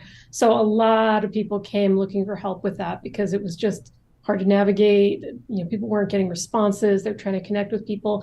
Housing is a big one. We actually have a lot of people, again, not surprising, they can't find apartments. They can't find a place to live. And they don't even know sometimes about the fact that like the county and for a while the city had rent assistance programs, and the social worker would help connect them with that. Reemployment. So say you have been out of the workforce for a while because maybe you ended up in trouble and you were incarcerated for a bit, and now you need to find a way to get a job, and that is also not easy to do. That's another need that our social workers have helped people with, and we get thank you messages all the time from people who have actually gotten what they needed because our social workers patiently were able to work them through the process. That's fantastic. You know, when it comes to like finding government programs that you can apply for, you're eligible for, it's it's hard because it's not like the government has an insane amount of marketing money to market all these programs to the right people. Yeah. And nowadays, if you're not seeing it, then you'd have to search for it. And navigating like it yourself as a non-representative can be intimidating, scary, and it's too much information to weed through. When a guy in a question mark suit is dancing, telling you Lithgow, there's a bunch of free money the government's giving out, I always feel like, you're marketing it to the wrong people, question mark suit man, because you need to market to the people that really need it, and you're marketing it to people that just know how to fill forms out, and they want free money. You start screaming free money. Like, there are people that need this, but they can't go and find all the forms to fill out, or they can't pay for your question mark suit program or whatever the hell you're selling, and then so it's going to the wrong people, and then the people that really need it. It's like, all like PPP loans and everything with COVID and stuff. How many people that really needed it didn't get it because the people that knew how to fill out the right forms got it before you, and they didn't need it as much. I know far too many people that took advantage of that did not need it, but that's a conversation for a different day. Well, there are people that are really good at not only technology but filling things out, or diligent, organized. Andrea, you know what I'm saying? Like, and there is like a structure to me. applying for. There really is, like, and that's why meeting with a social worker to do this sort of stuff, they're going to know help. They're going to know the protocol on actually what to do and in what order to make sure that it actually gets in front of the people it needs to be seen by. So and at the Orlando Public Library, we have, I know one of the problems is technology access. Like, some people don't have a phone, or they don't have Wi-Fi. Right. They can't, get online to make an appointment. You do have to get online to schedule an appointment at the Orlando Public Library, because downtown, if we did walk-in, I think they'd be overwhelmed all the time. I didn't think about that. Yeah, we have walk-in opportunities at the branches. So Alafaya South Trail, Southeast, Hiawassee, Fairview Shores, South Creek. You can walk in, and when the social worker is there, you can first come, first serve, get in, and not have to have access to a computer to be able to make an appointment, which is also cool. That's awesome. We don't give, as a society, as much credit to social workers as they should get. Oh my God, what a hard job, dude. Like, but none of that is like, your entire job is just trying to help people. You're a helper, professional helper. Why don't, as a society, we recognize that more? Like, we get a lot of firefighters, nurses, which they deserve it. But it's like, let's add in social workers to there, and just give them, like, hey, when they get on a plane, they should get some sort of uniform, really. Like, we do, like, social workers should have some sort of hat. I was gonna go booty shorts. I'm just saying, it's just a social on the I help. Because if you had a social worker hat, I'd clap for you when you got on a plane. You know what I'm saying? Like, because you are doing an important part of our society that we don't recognize. At the very least, you and your spouse should be eligible to teach in Orange and Seminole County. I feel like it just they deserve we have a more need credit. For more teachers. Because it feels like all social workers that I've ever met are like, they didn't get into it for the money. They got into it to help people. You know what's funny? Which is why we want them there. And I know a lot of lifers too. Like, I know people that started as social workers and then they went the distance. You know what I mean? They weren't in it for a couple of years and decided they didn't want to do it any longer. Listen, I'm just saying I appreciate you, because without you, like, we wouldn't have people need help. And the fact that the Orange County Library System is offering that as a service is awesome. Yeah. So, Aaron, what's the easiest way to even find out about this? OCLS.info? Yeah, OCLS.info/social worker is the website. So you can get on there and learn more about the program. You can also call us at 407-835-7323. You get to the main switchboard, and any of the operators there can help give you more information or help you walk through setting up an appointment. There's also a website called Right Service at the Right Time. And you can use that. You were mentioning it's hard to even know what you're eligible for. So we set up this website that works for the whole state of Florida called the Right Service at the Right Time, that lists all the various kinds of benefits, food pantries, all sorts of information. It's a one-stop shop for your needs, basically, if you are in a situation where you need something and don't know where to get it or whether you can get it. That's fantastic. Awesome. Well, Aaron, thanks so much for telling us about that. And again, it's just about getting the information out to people so they know it's available. And we always talk about what you guys have to offer from an educational standpoint and sometimes from an entertainment standpoint. And let's just add this one more thing on the list that OCLS offers, and this time it's just pure, unadulterated, no strings attached free help. Just some free help to help you out and make your lives better. Well, we love you guys. We appreciate you, and we'll talk to you very soon. Okay. Thanks so much. Have a good day. All righty, you Thanks, too. That is Aaron live from OCLS.info. Go there and just type it in, and then just. Hey, they have counseling and mental health there, Tom. He doesn't need that. Why you got to do that? You can kick the man while he comes out. We come out of the segment. I'm just saying, This in is case your you producer. wanted to reach out, maybe better yourself. Look, I already go to therapy. I'm not going to a second one. I already go. I go to the Yeah, lady. you're doing your due diligence, but Tom over there. Well, don't you need therapy to help your emotions? It's like I go to therapy. But it's like taking your Tesla to a diesel mechanic. Like if it's just, he's not fixing. You So can't you're fix saying it. that in your core, there's no changing you. So don't. I like that. I actually really like that. The therapist is like, well, there's nothing to fix here because there's nothing. There's no base. There's no engine here. Yeah, Like, yeah. it's You just open it up. There's nothing in it. There's just an electric motor, Yeah. fast, Crazy though. the whole time. Fast. No order charge it. All right. Bye. Welcome back to a corporate time. All right. So we're doing therapy. Yeah, we're today. doing therapy. I like these. These are fun. So, because we're talking about things that we do, and Tom says there's something that I do that he knows is now my process, and I think I know what he's going to say. But yeah, this is true. As I've gotten older, I've now abandoned trying to change people or even question things because of little quirky stuff they do or like how they are. Right. Like I noticed this is their process. Let them get through it. Don't cause any friction because it just causes more problems for me and everything. And them, it's like just let them do it if that's what they like.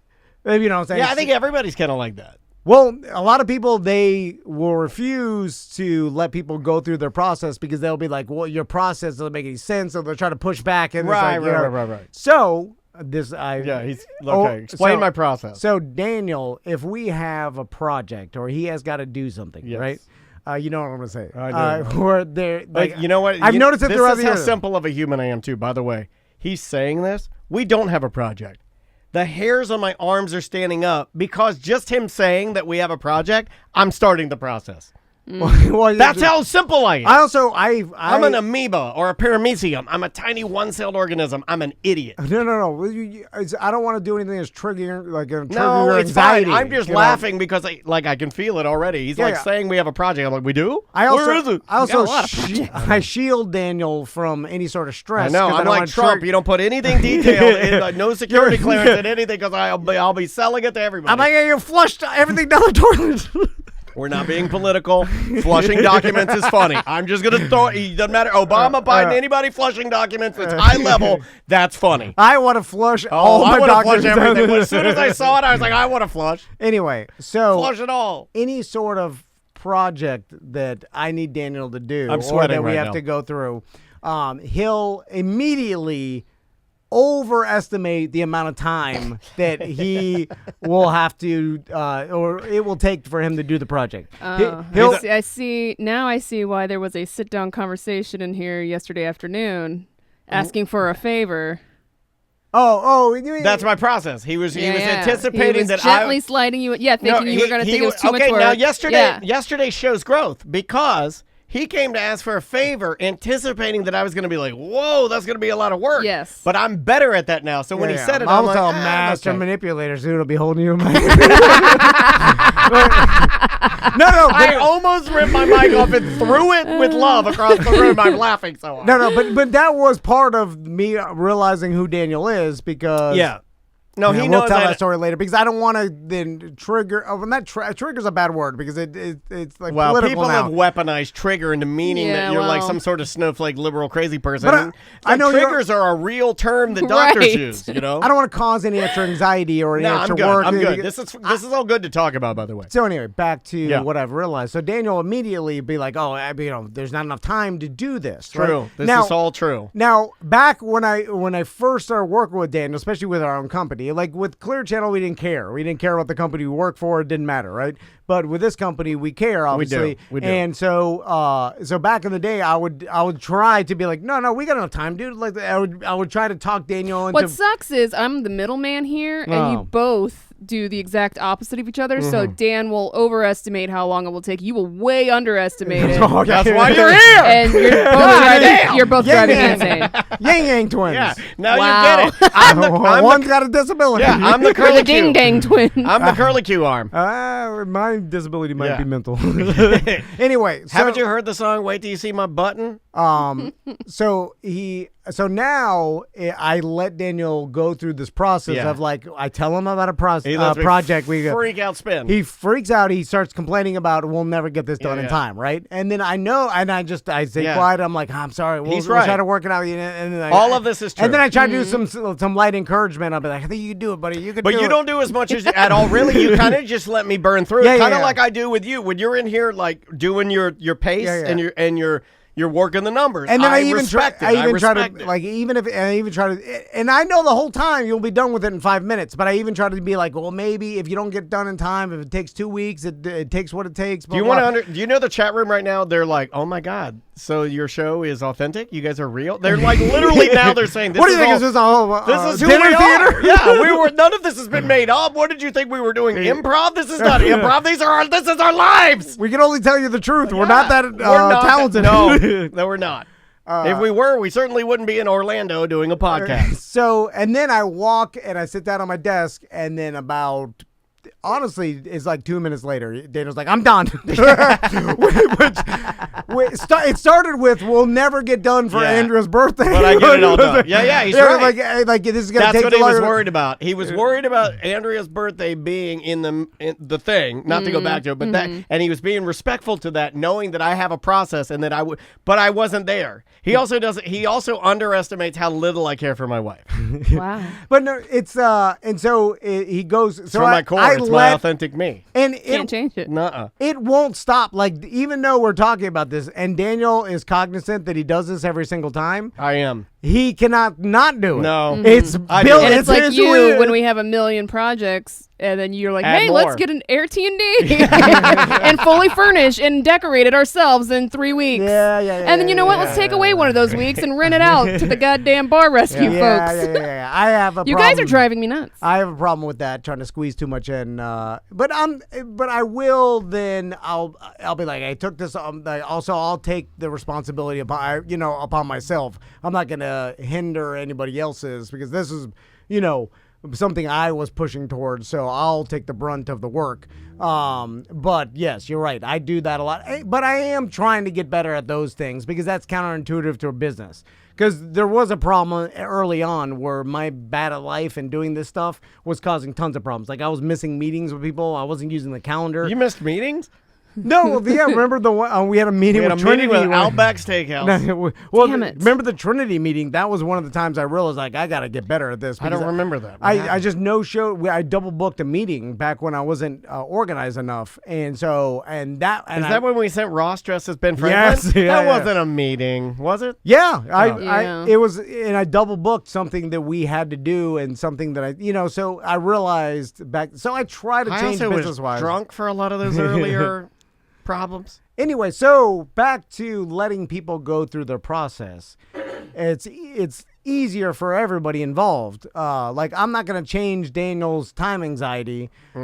Tony Palmiotti, he's got the extreme. Hey, his days are numbered. extreme time anxiety. What have you done? He got it. Now you've set it in Just motion. kidding. Oh Come no! on. Now it's on the celluloid, man.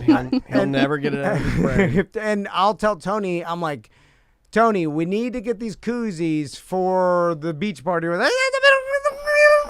Yeah, and then fast. so he'll start freaking out Done. because it was only That's a month. a literal sound that comes from the phone. I hear it.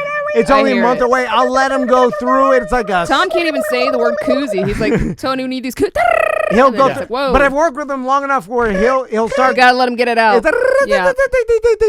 Then you put the choke on the He gasses and then he'll talk himself into there's enough time. And there's always enough time. But but I tell him and he perceives it's not enough time. He'll freak out. I'll let him get it out, go through the whole thing, and then there's always enough time. And then I just sit there and let him go through this process he has to go through. I'm bad. It's exhausting for me. Well, I was just talking to a robot.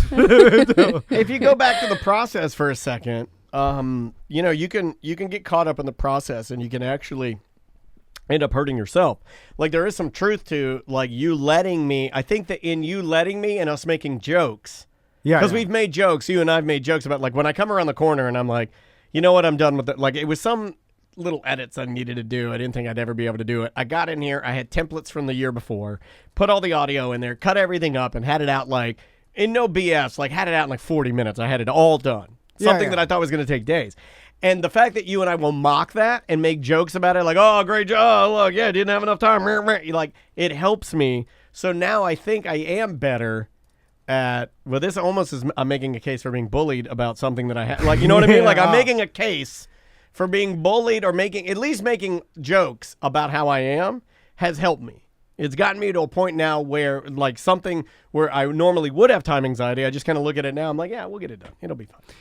But also dismissing how I act and how it affects you because of how I'm acting this way. Why is it affecting anybody? But of course it does, because human beings need connection, they show emotion to each other. Let me ask you this. So it's like me, the way I'm behaving is throwing the process, or, throwing it off for you, so I have to modify it. Does that only happen to emotional people? Because emotional people would only be thrown off because they're the only people that are being fueled by other people's emotions, right? Oh, yeah, it's a one-way road. It's a one-way road. Yeah, no, that's why I'm digging in. Yeah. Yeah. So that's interesting in that when you say the only thing that can be changed, or if there has to be something altered, it would have to come from your source.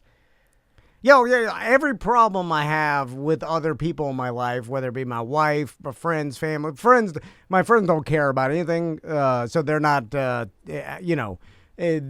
not, like, none of my friends are emotional. They're like, they will be like, hey, you haven't texted me in a long time. There's a regular I don't think I would do that. I don't think I would do that. Like, I've had some friends, I'll text them on their birthday, and I realized, like, I haven't texted them in 2 years. Like on Pudge the other day, it was his birthday, and I was like, I haven't texted him in 2 years. But he's a real man elevator mechanic. Like, he doesn't need I'm any. a real man. I don't need the text. I just felt like it was better when we had the text. Well, that's all I'm saying. No. But he doesn't. It doesn't affect his emotions in any way. Like, I am much rather, or like, I feel more comfortable talking to, emotionless people because. But emotionless people don't talk to each other.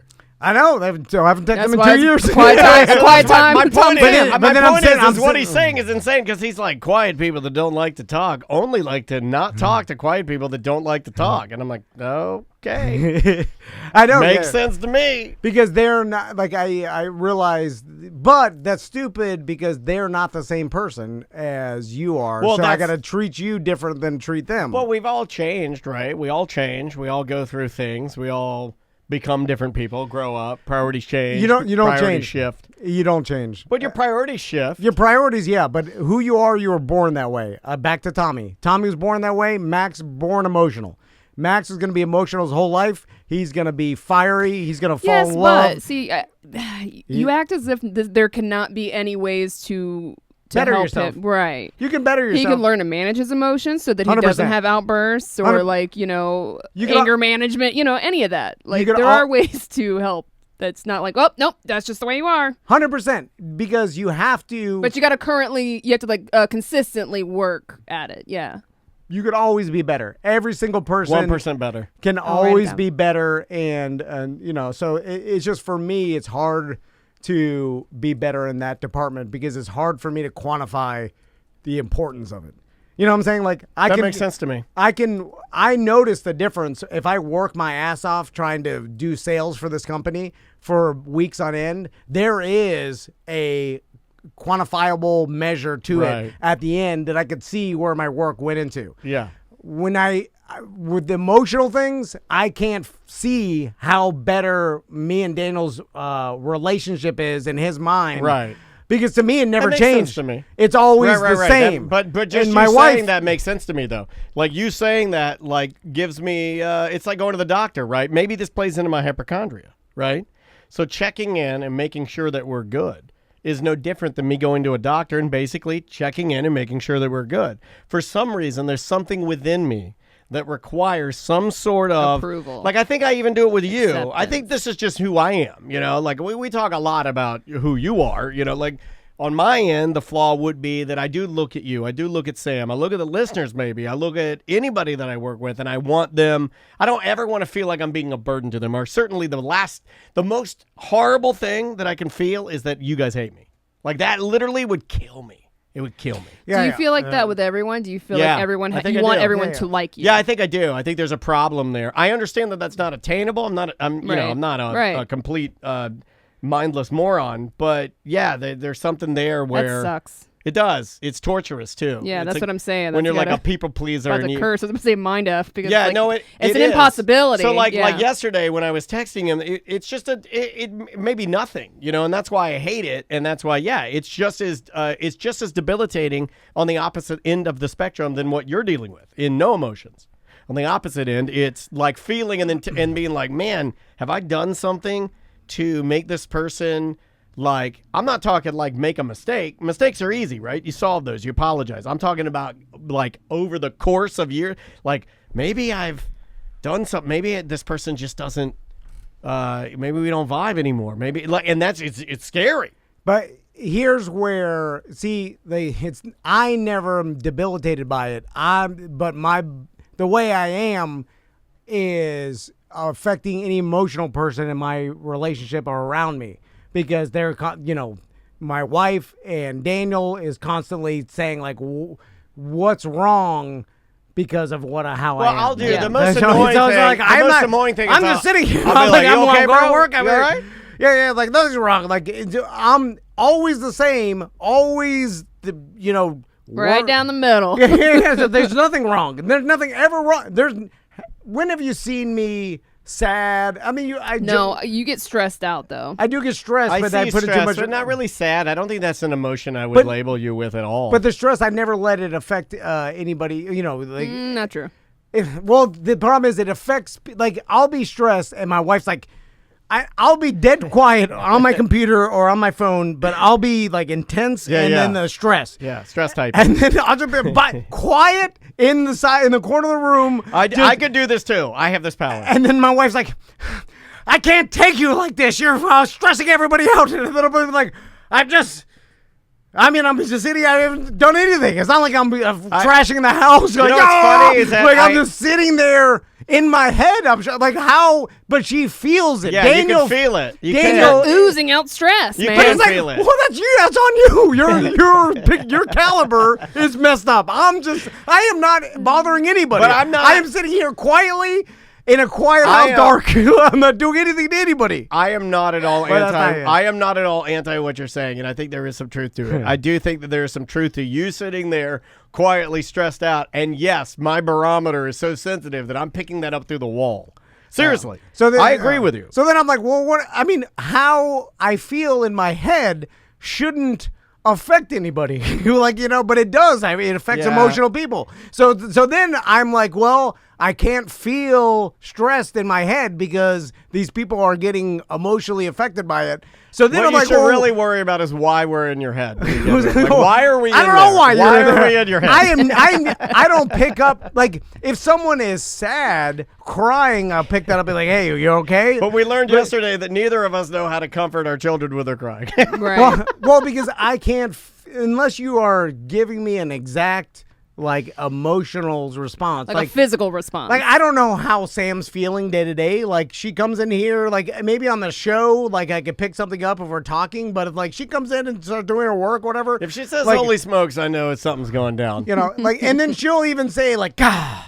Like, sometimes I read the email, and I'll just be like, unless... you're not going to be like, what's wrong? Unless I expand on it, but then if you start openly complaining, then I'm like, all right, well, this person wants to vent something, and I'm going to listen to them vent, because that's a process of that humans do. But she won't stop bitching. But if you do no, I'm like, this is something venting, and I'm just going to sit here and listen to it. I don't even care. All that I ask is you ask me whether I want a solution or not before you give me one.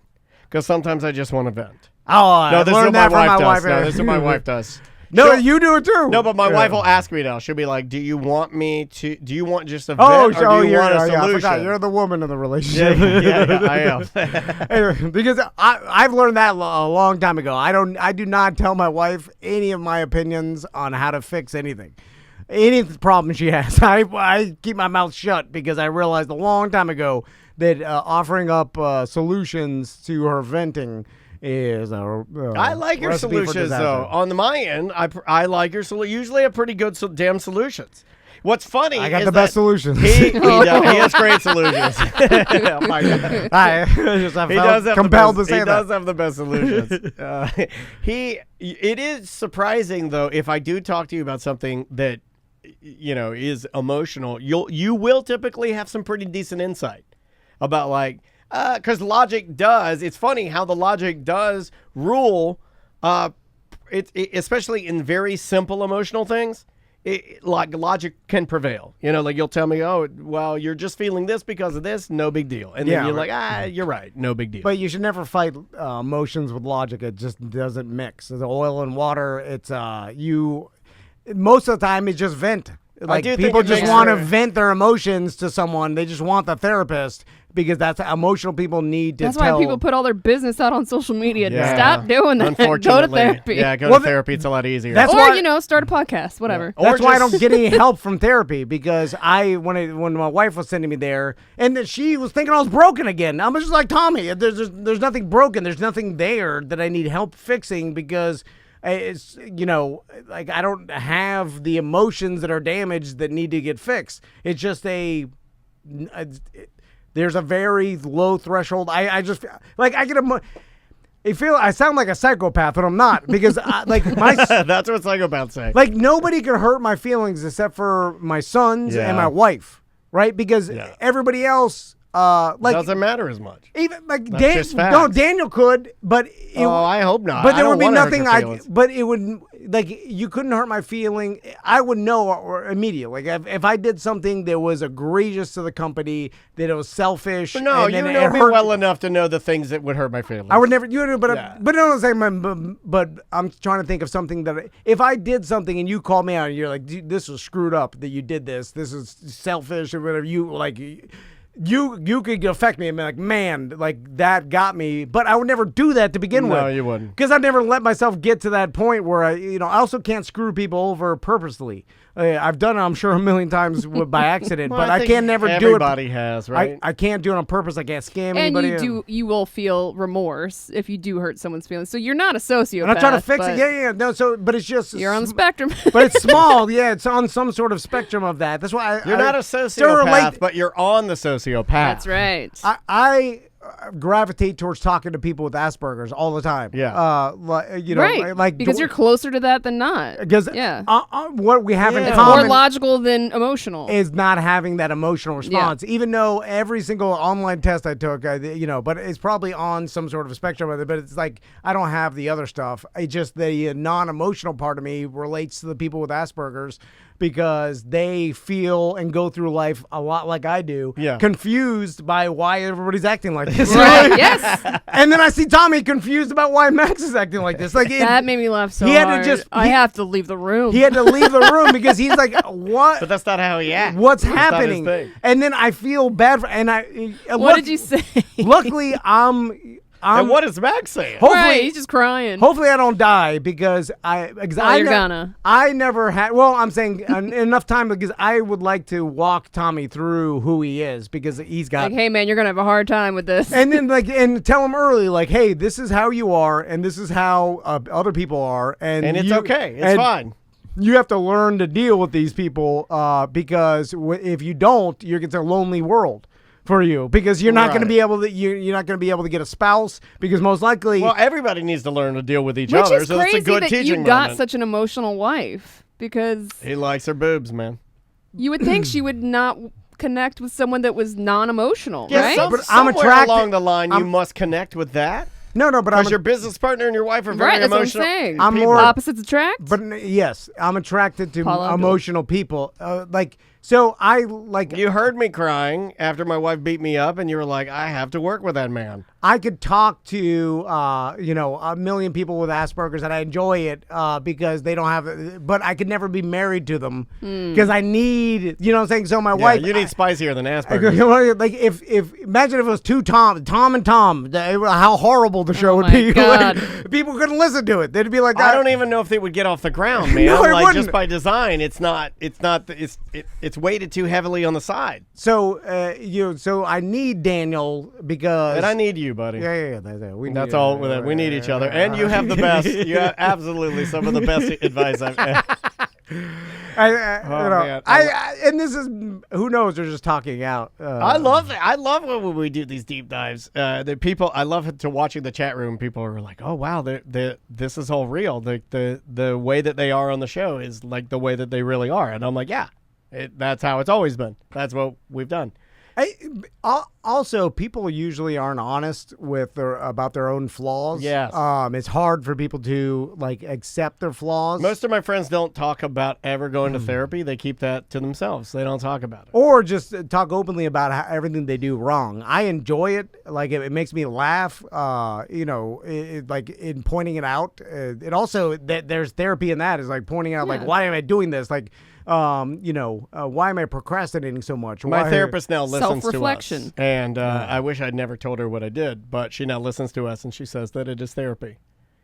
She's like, you guys 100% just do a cheaper version that is inaccurate with horrible medical advice. But we do therapy. We just talk out what's going on. This thing happened. Oh, my wife did this. My kid did this. Yada, yada. You want to do a couple of voicemails? Yeah. And make this a fat segment? I feel like can we make this a fat segment? Or did this need to be a certain size? It's a segment 3, so we can do whatever you want. Yeah, let's do it. Let's keep going then. Here we go. Hey guys, BDM Captain Dano here. Regarding Tom saying that he doesn't see anyone catch blue marlin anymore is not the fact that we've overfished them.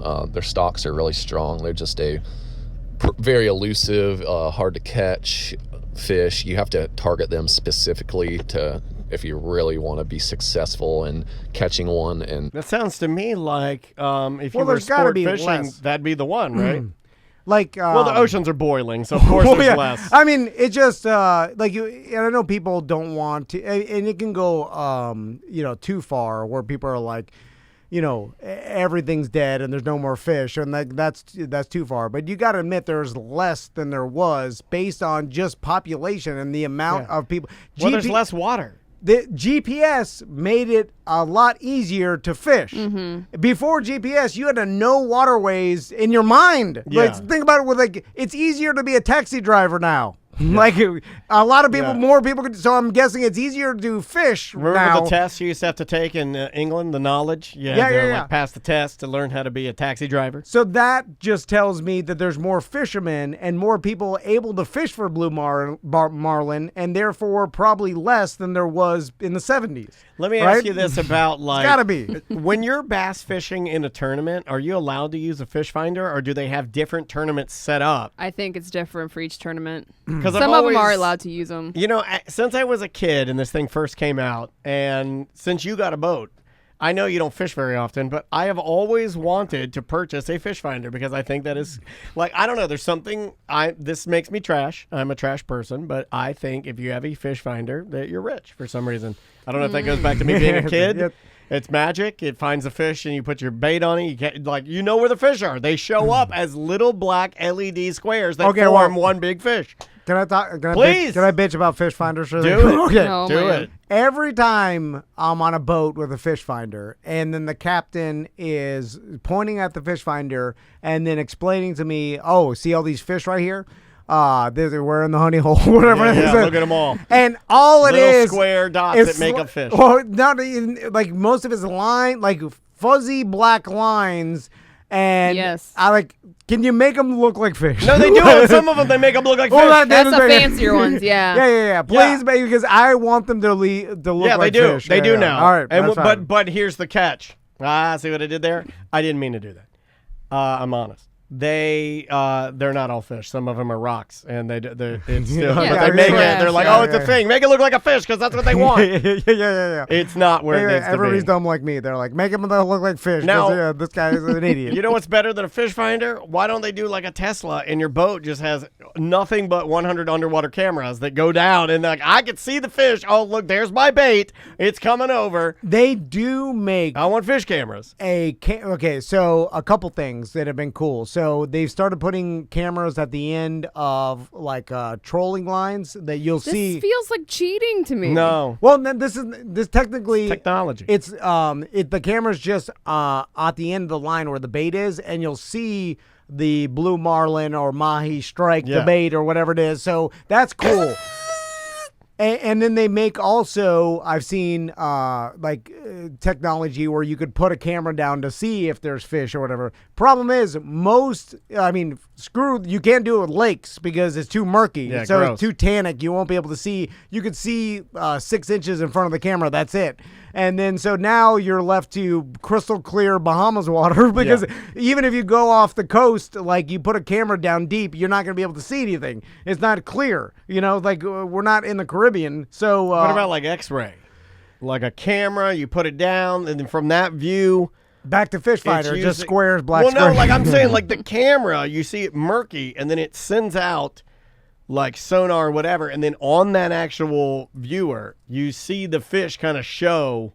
Like heat vision, maybe, or something. Well, I think that now we're back to fish finders again because expensive. they use that technology, military technology, where they know something's down there if it's about this size. Remember when the White Claw fishing boat?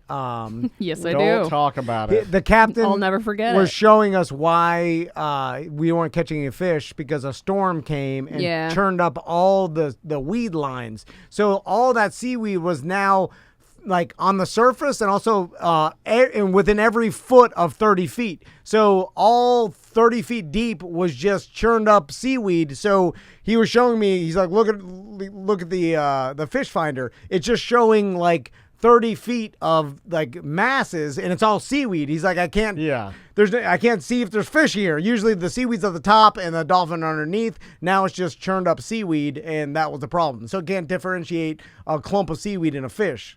Yeah, makes sense to me. Could be totally wrong. Let's try this one right here. Hey guys, it's the Barry Joe. I was talking about the big old man air compressors. My dad got one from my granddad, and it's got the big wheel, and it doesn't leak, but the problem it has is it doesn't automatically shut off. So you have to like feather the switch, or you'll blow the pressure relief valves. And yep. That's what this one did too. It's a beast. It takes up, it's like 8 feet long, but that thing's nuts.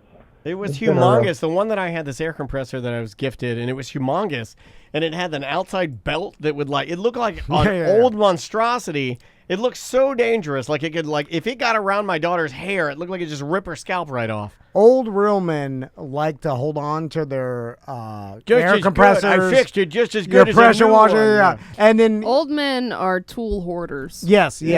And just like all hoarders, if your tools stink, you can't throw them out. You can't stand to throw away your 6 foot tall pressure or what is it called? Gutter? Air compressor. Air compressor, because in your mind it's like it still works, but you're like, old man, this thing is from 1978. Yeah, they don't make them like they did back then. 2022. Like it leaks. It's belt driven. Like there's one you could buy at Lowe's that's more efficient for $50. Doesn't leak. No, I mean it'll be a couple $100, but it's like you've gotten your use out of this, old man. Yeah. You've used it for 35 years. It's lived its life. You have to punt it in the trash. Yeah. You gotta take it to the scrapyard, but they won't. My pop had this old ass air compressor. He kept fixing his pressure washer over and over, and I tell him like, hey, this thing, the same 3,500 psi pressure washer is at Lowe's for $280. Yeah. You've been the amount of time you fixed this old one from a 92. Yeah. It's ridiculous. It doesn't matter. It's the principle. They're set in their old man ways, and they just want to use their old tools that There they is bought. a feel. I've only done that with one And thing. then just let them do it. I've only Like done that Daniel. with one thing. Yeah, it's just like this computer in there, that 09 iMac that I have. Yeah. That's the only one that I've done that like an old man. I like fix the keyboard, fix the screen myself, put new hard drive in, And I told you the other day, I think it's done. I think it's finally done. Everything on it's just a little too slow. It's like, God, it takes like a half an hour to boot up. Is there anything that can be done to make it like wiping everything? I don't know. Like No. I took an old laptop to Sean, Jimmy's friend, and then he wiped it. Did and he buy that place? He bought it, right? Yeah. It says like Code Black IT. Yeah. Or he bought Code it. Black. I don't know if he calls it Code Black It. Like you need to Code Black It. But he for IT, and just like you can have that. That's a little marketing idea. Crystal's original laptop. I only needed it for emails and to go on the porno, internet. yeah. And then it works just as fine for emails and the internet. Yeah, but I yeah. mean, all the capability it has is a joke that I'm only using it for that because the damn thing used to be able to edit iMovie and stuff. like do Final Cut and all. Like it's And as processing files power. got bigger, and it's weird how everything changes. But I could use that computer for basic emails and I can do that on that one. It just takes a minute to boot up. Like it takes I hit the space bar and it'll be, and then finally it'll wake up. Like 20 minutes after I set it. One more. Here we go. Hey guys, how's it going? Just want to get your opinion on something. Where do you guys stand on built-in horseshoe pits at your house? Like that's the ultimate trashy rich thing, right? Like I'm not talking just like some stakes hammered into the ground. I'm, the sand pit, the built box around it, maybe some pavers or some poured concrete around the edge. Like that's like ultimate rich trashy. And I know it's not a Florida thing because I've heard people, everywhere do it, but that's got to be ultimate rich trashy, That's right? like a Carolinas, Virginia thing. My grandfather had the red brick and white grout, or mason, whatever that concrete crap is. I don't want to get the emails from people. That's not grout, you idiot. But he had the built-in barbecue with the grates where you put the charcoal in it, and it was like it came up and it had the smokestack. So you'd be grilling hamburgers. like a chimney. Yeah, but it's all red brick. Yeah. Quintessential 1950s, 1960s. He's Yeah. out there in the tiny shorts and the polo. kind of like a brick oven. Yeah, like a brick pizza oven. Yeah. Yeah, and then he also next to it, so when you're down in the field enjoying the barbecue he's making, they had the built-in red brick horseshoe pit with the horseshoes hanging on the little thing. I don't know anyone that's ever had one of those. Yeah, it's a Virginia thing, I think. feel like cornhole basically took over horseshoes because we all as a society were like, okay, horseshoes Unless are you're heavy. at a biker bar. But also their horseshoes are heavy as hell, and then you need at least a stake hammered into the ground. And Horseshoes some more sand. durable though than cornhole. 100%. But it's like then you need more. The cornhole boards are just some like balsa wood, and you know what I'm saying? Like it's just they're plywood and light. varnish You and- put it out there. The horseshoe is more of a commitment. You got to start hammering a stake. Yeah. You got to have some at least some sand around the stake, right? Because without the sand, I guess you could do it in regular grass, right? It's same thing. Or do you need how's the regulation? I think you of need that? sand. Like it's because of you don't want it So it to doesn't bounce. bounce, yeah. So Yeah. it just sticks. So that's a lot of commitment. Now you need a big ass stake and some sand, and then heavy ass horseshoes. Like too much work. Just do cornhole. You know I'm a big You're fan just of throwing stuff drunk. You know I'm a big fan of, but it's also a lot of work. But once you have one, I find it mesmerizing, and I just want to do it all day. Or those stupid, you have one. It's a string from your ceiling with a little hook on it, and you swoop the hook or swoop the little ring onto the hook. Yeah. The bar game. Yeah. The ring on the hook on a string. I'm a big The fan. ring on the hook on the string thing. Yeah, ring on the hook on the string. I'm Yeah. a big fan. Yeah. Big fan. Throwing one of those in your back patio, whatever, it's a people pleaser. Like everybody Yeah, everybody I comes like in, they it. do it. They I do it a love couple it. times. I love it. Both the Wizard and Turkey Leg got one. We got them for Christmas. I love They come in a little kit. Wizard got mad at me because I did it in like 2 tries. He's like, you did it that fast? And they they all like it. They're all like, everybody comes over. That's they a solid swing game. it. Yeah, that's the a solid kids game. like it. Although they're good for about 2-3 swings, then they're done. You need some variations of it though. You need like, okay, this one you got to go past it, down, and then on. Like, you know what I mean? Or like 2 hooks, or a hook that's one hook is crazy, or one hook moves. Right? You need a moving hook. Also, you need it to be like the ones I have are too cheap. Like the ones in like some fish lips. Well, you got a margarita brand. Yeah, beachside bar that is like someone built that. Like the one that some biker built it. Yeah, the hook is everything's more industrial. Like those are the more fun ones to play. Like I got some manufactured. Yeah, but it's some like. Corona I say Corona Land the beer, Shark, not Land Shark. Land Shark, promotional thing that's made in China. One more. Yo, BDM Neil here. Remember? I don't know if you guys remember, but 2 years ago, as the kids started to get their tablets. And most of our kids are around the same age. My Aria's 7 and Brooklyn's almost 4. And I know, we're all around the same, basically. And I was always boasting that they never liked YouTube. Well, I think we listened to this one. I've been wrong. I think this is the update. Update. Yeah, this is the update. They're all in on the YouTube now. Like his kids, like any kid that watches YouTube, I think they're gonna like it. I have yet to meet a kid. It's candy. Yeah. Because it's clip after clip. My son's got into watching fail videos, like Fail Army. Oh, those are great. And although some of them, like some of the clips that play, I'm like, oh, they snuck that one in there. I don't think that was appropriate for their age bracket. Right. Yeah, there's like, well, they're trying to make the video a loose. certain length, and they're just at some point you're like, yeah, just put it in there. But it's just back to back to back, and then. Also, but you know what? Our quality of content is degraded because they'll put like prank videos that are not even good. Like for instance, the stuff on the cutting room floor of Jackass is 10 times better than the stuff we watch in these fail. You know what I'm saying? Yeah. Because it used to be more curated because the audiences were bigger. Now they're just barfing it out, right? They're just like they got some army of people just curating these fail videos to get clicks because it's a money game. Yep. So they'll put the dumbest clip on like. I was watching the Fail Army videos, and one of the clips was some guy just scared his wife at a grocery store. Right. And then she was like, ah! And then I was like, well, that wasn't even that spectacular. It was just you scared your wife at a grocery store.